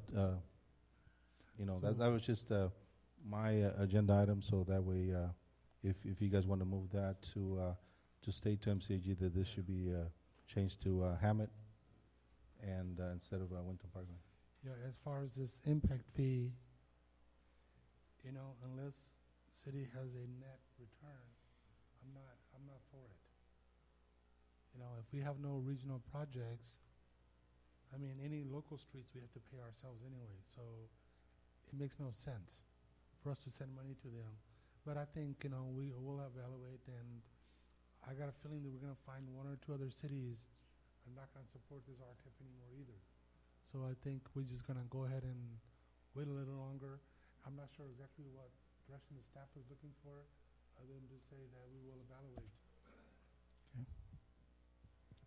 Okay, well, but I think that, that, you know, the city needs to put a project, whether it's today or next meeting, it doesn't matter, it doesn't have to be today. But I'm just asking for you guys to make a decision, maybe, like say, in the future, that way you can tell MCAG in which direction the city wants to go, so. Odie? Well, I believe MCAG plans to have this item at the next TRB meeting, which that's where all the city managers are participating, and they want to have an action item there for us to consider finalizing the study. So basically, what you see before you, it's going to come back in December at the TRB meeting, where all the city managers will have to make a motion to approve what's on the study, On the sheet, and yeah, also correct. give direction to the consultant to finalize the study and present it back to the cities for final approval, and also at the supervisor level, I believe, at the county level. Well, that's why I thought it was important to change it over to Hammett instead of something that's not feasible project on that list. Because if they're going to vote on it, then they're going to vote on something that we don't need. Correct? So how, in this case, you're saying to change it. How can we change it? Or just changing that's not a priority, changing it to the Hammett overpass or whichever project the council wants. Because we need to have a viable project for Livingston instead of something that we don't need. If every city's going to have a project on there. Okay. So, you guys want to change it, or what do you guys want to do? Well, I think we have to, we can't just change it here. I think we need to. Is that directing Odie to change it when he goes out there, or is that Correct, to state it, because it's council direction, you're going to change it as a priority instead of Winton Parkway, which is not feasible. And when you're talking Winton Parkway, you're talking the other side of Parkway Correct. by Foster Farms. Yeah, they changed it on their own. Mhm. But the project that was on there in the record in the past is for the Winton Parkway extension north, which is not feasible. I'm okay with changing it. I don't know about anybody else. Okay. So how can? So, so you guys want to make a motion? Correct? Okay. Yeah, we want to probably want to open it for. Okay, that's right. We'll open it up at 9:09 for citizens' comments. No comments? Okay. Coming back to council. So I'll entertain the motion now. Hold on. Randy wants to make a comment. Odie's giving me the high sign to maybe make a few comments. Yeah, because we both participated in that discussion. I've got quite a bit of experience in other counties involved in these efforts, and you know, the key issue, I think, that it's coming up in December is, does the city wish to participate in this regional transportation impact fee program or not? Now, I think we do have the ability to switch a project. If the council thinks that the Hammett interchange is more important, MCAG's not going to tell us what our priority is. So we have the ability to tell them that. Correct. And so that's not going to, it'll mean they'll have to do some adjustments and redo a cost estimate. And so there is some work involved in doing that. But we can certainly ask for that. And we can certainly say that's the price of our continuing in the program. And that would seem to me to be a reasonable request on our part. And we can, as your staff, go forward with the comment that Livingston's participation in the regional transportation impact fee is conditioned upon changing our project to Hammett. I mean, that's a position that we can take.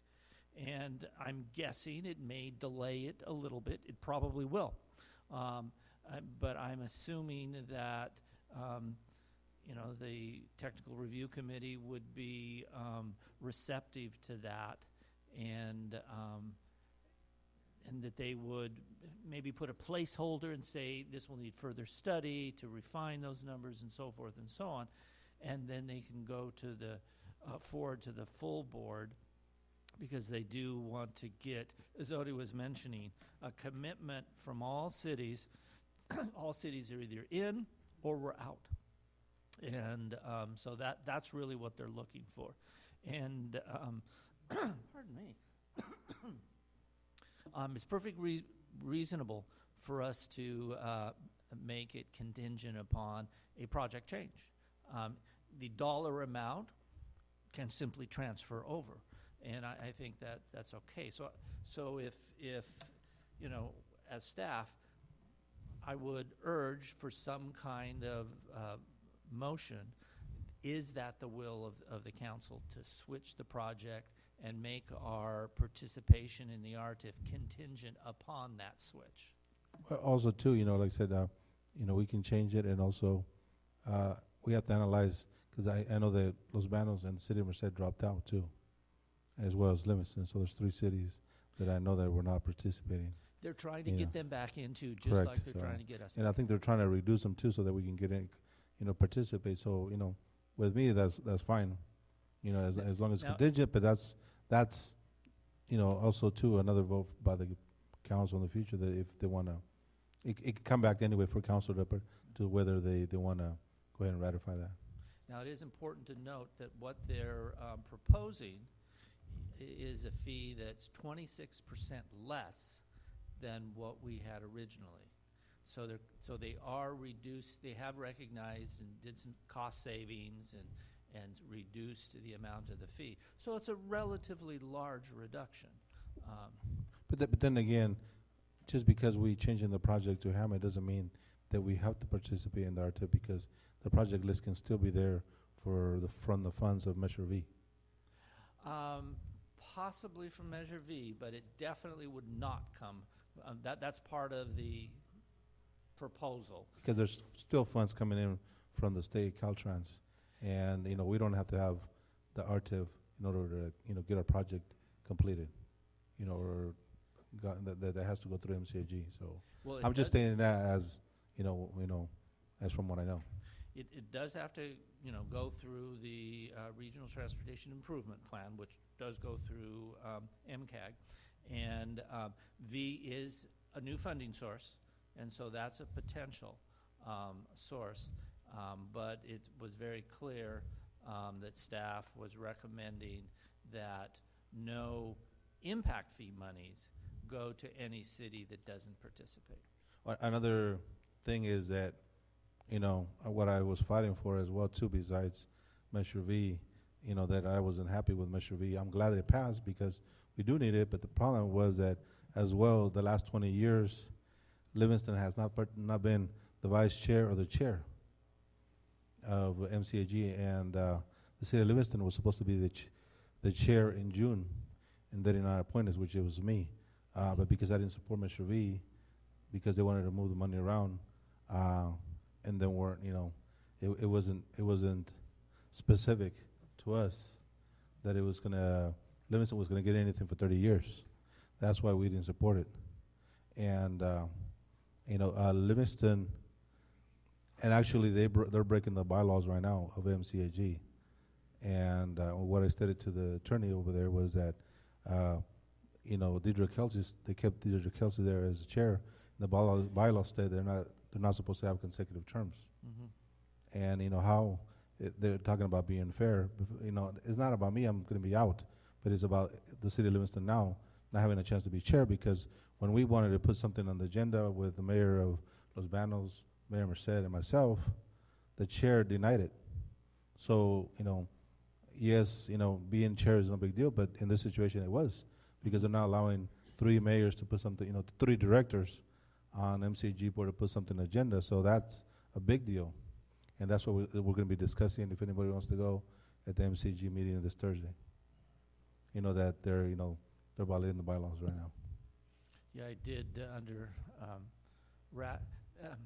I did speak kind of vigorously on that point at the meeting we had last week about the perceived dominance from other members. Yeah, the county has 5 votes, right, which each city has only 1. So they get, you know, they only need 1 vote to override anything that they want. So that's, it's not fair, and that vote's coming up too pretty soon, that the whole MCG board's gonna have to vote again, whether they keep 5 votes or they keep 1 or 3 or what, or 5 again. So that's unfair to the rest of the board. Yeah, I mentioned that very point, and they dismissed it by saying, "Oh, well, the county supervisors don't vote in a block, and they represent, a separate, unique geographical area, so that's really not the case," and yada yada yada. Well, but let me just say a little bit. Every 10 years, it comes up for a vote, whether they are 5 votes or less votes, 1 or 5, and it's coming up in, it's coming up in the next year, and so whatever the new board decides, whether they want to vote on it or keep it the same. I know one city sold out last time, and now other cities are mad. Yeah. And the previous city is mad now too, because their mayor at the time voted for the county to keep 5 votes. So it is, because this is where it's at. This is all money that's being spent on all these projects. That's why I'm stating it, because they can decide on their own almost where to take the money to, whether just one part of the county or wherever. So, and that's a lot of money. And I think they were talking about being the next 30 years, together with what they can get from the federal government, it'd be up to $450 million. So it's a lot of money. So, there has to be a fair board. Otherwise, that's why, I wasn't supporting Measure B. So it's still up to the council whether, like I said, change the direction of, okay.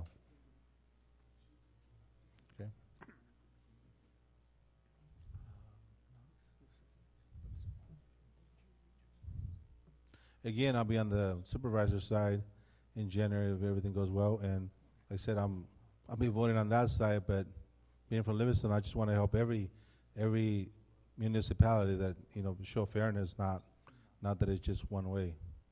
So I was going to make a quick comment, but I consulted with Randy real quick, so I was a little bit off base. But I just want to say, Mayor, I appreciate your vision. I know you're looking forward to seeing Livingston expand, and I can see big box stores off Hammett, big place to shop, because I know right now in Atwater, BUHAC is preparing for that too, so we're competing Correct. with other cities. I know you'll be in a place here next January to help us even more. So thank you for your vision. Appreciate no problem. We don't want all the business, just a little bit, I guess. All right, Council?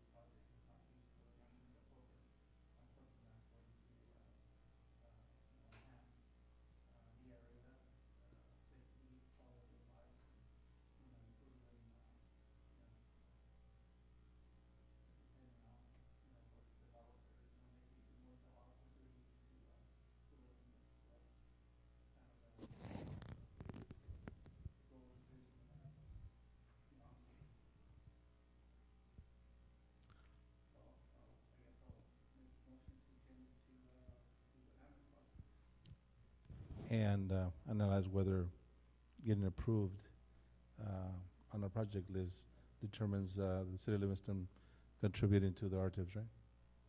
Okay. Was there a second? I'll second. Roll call.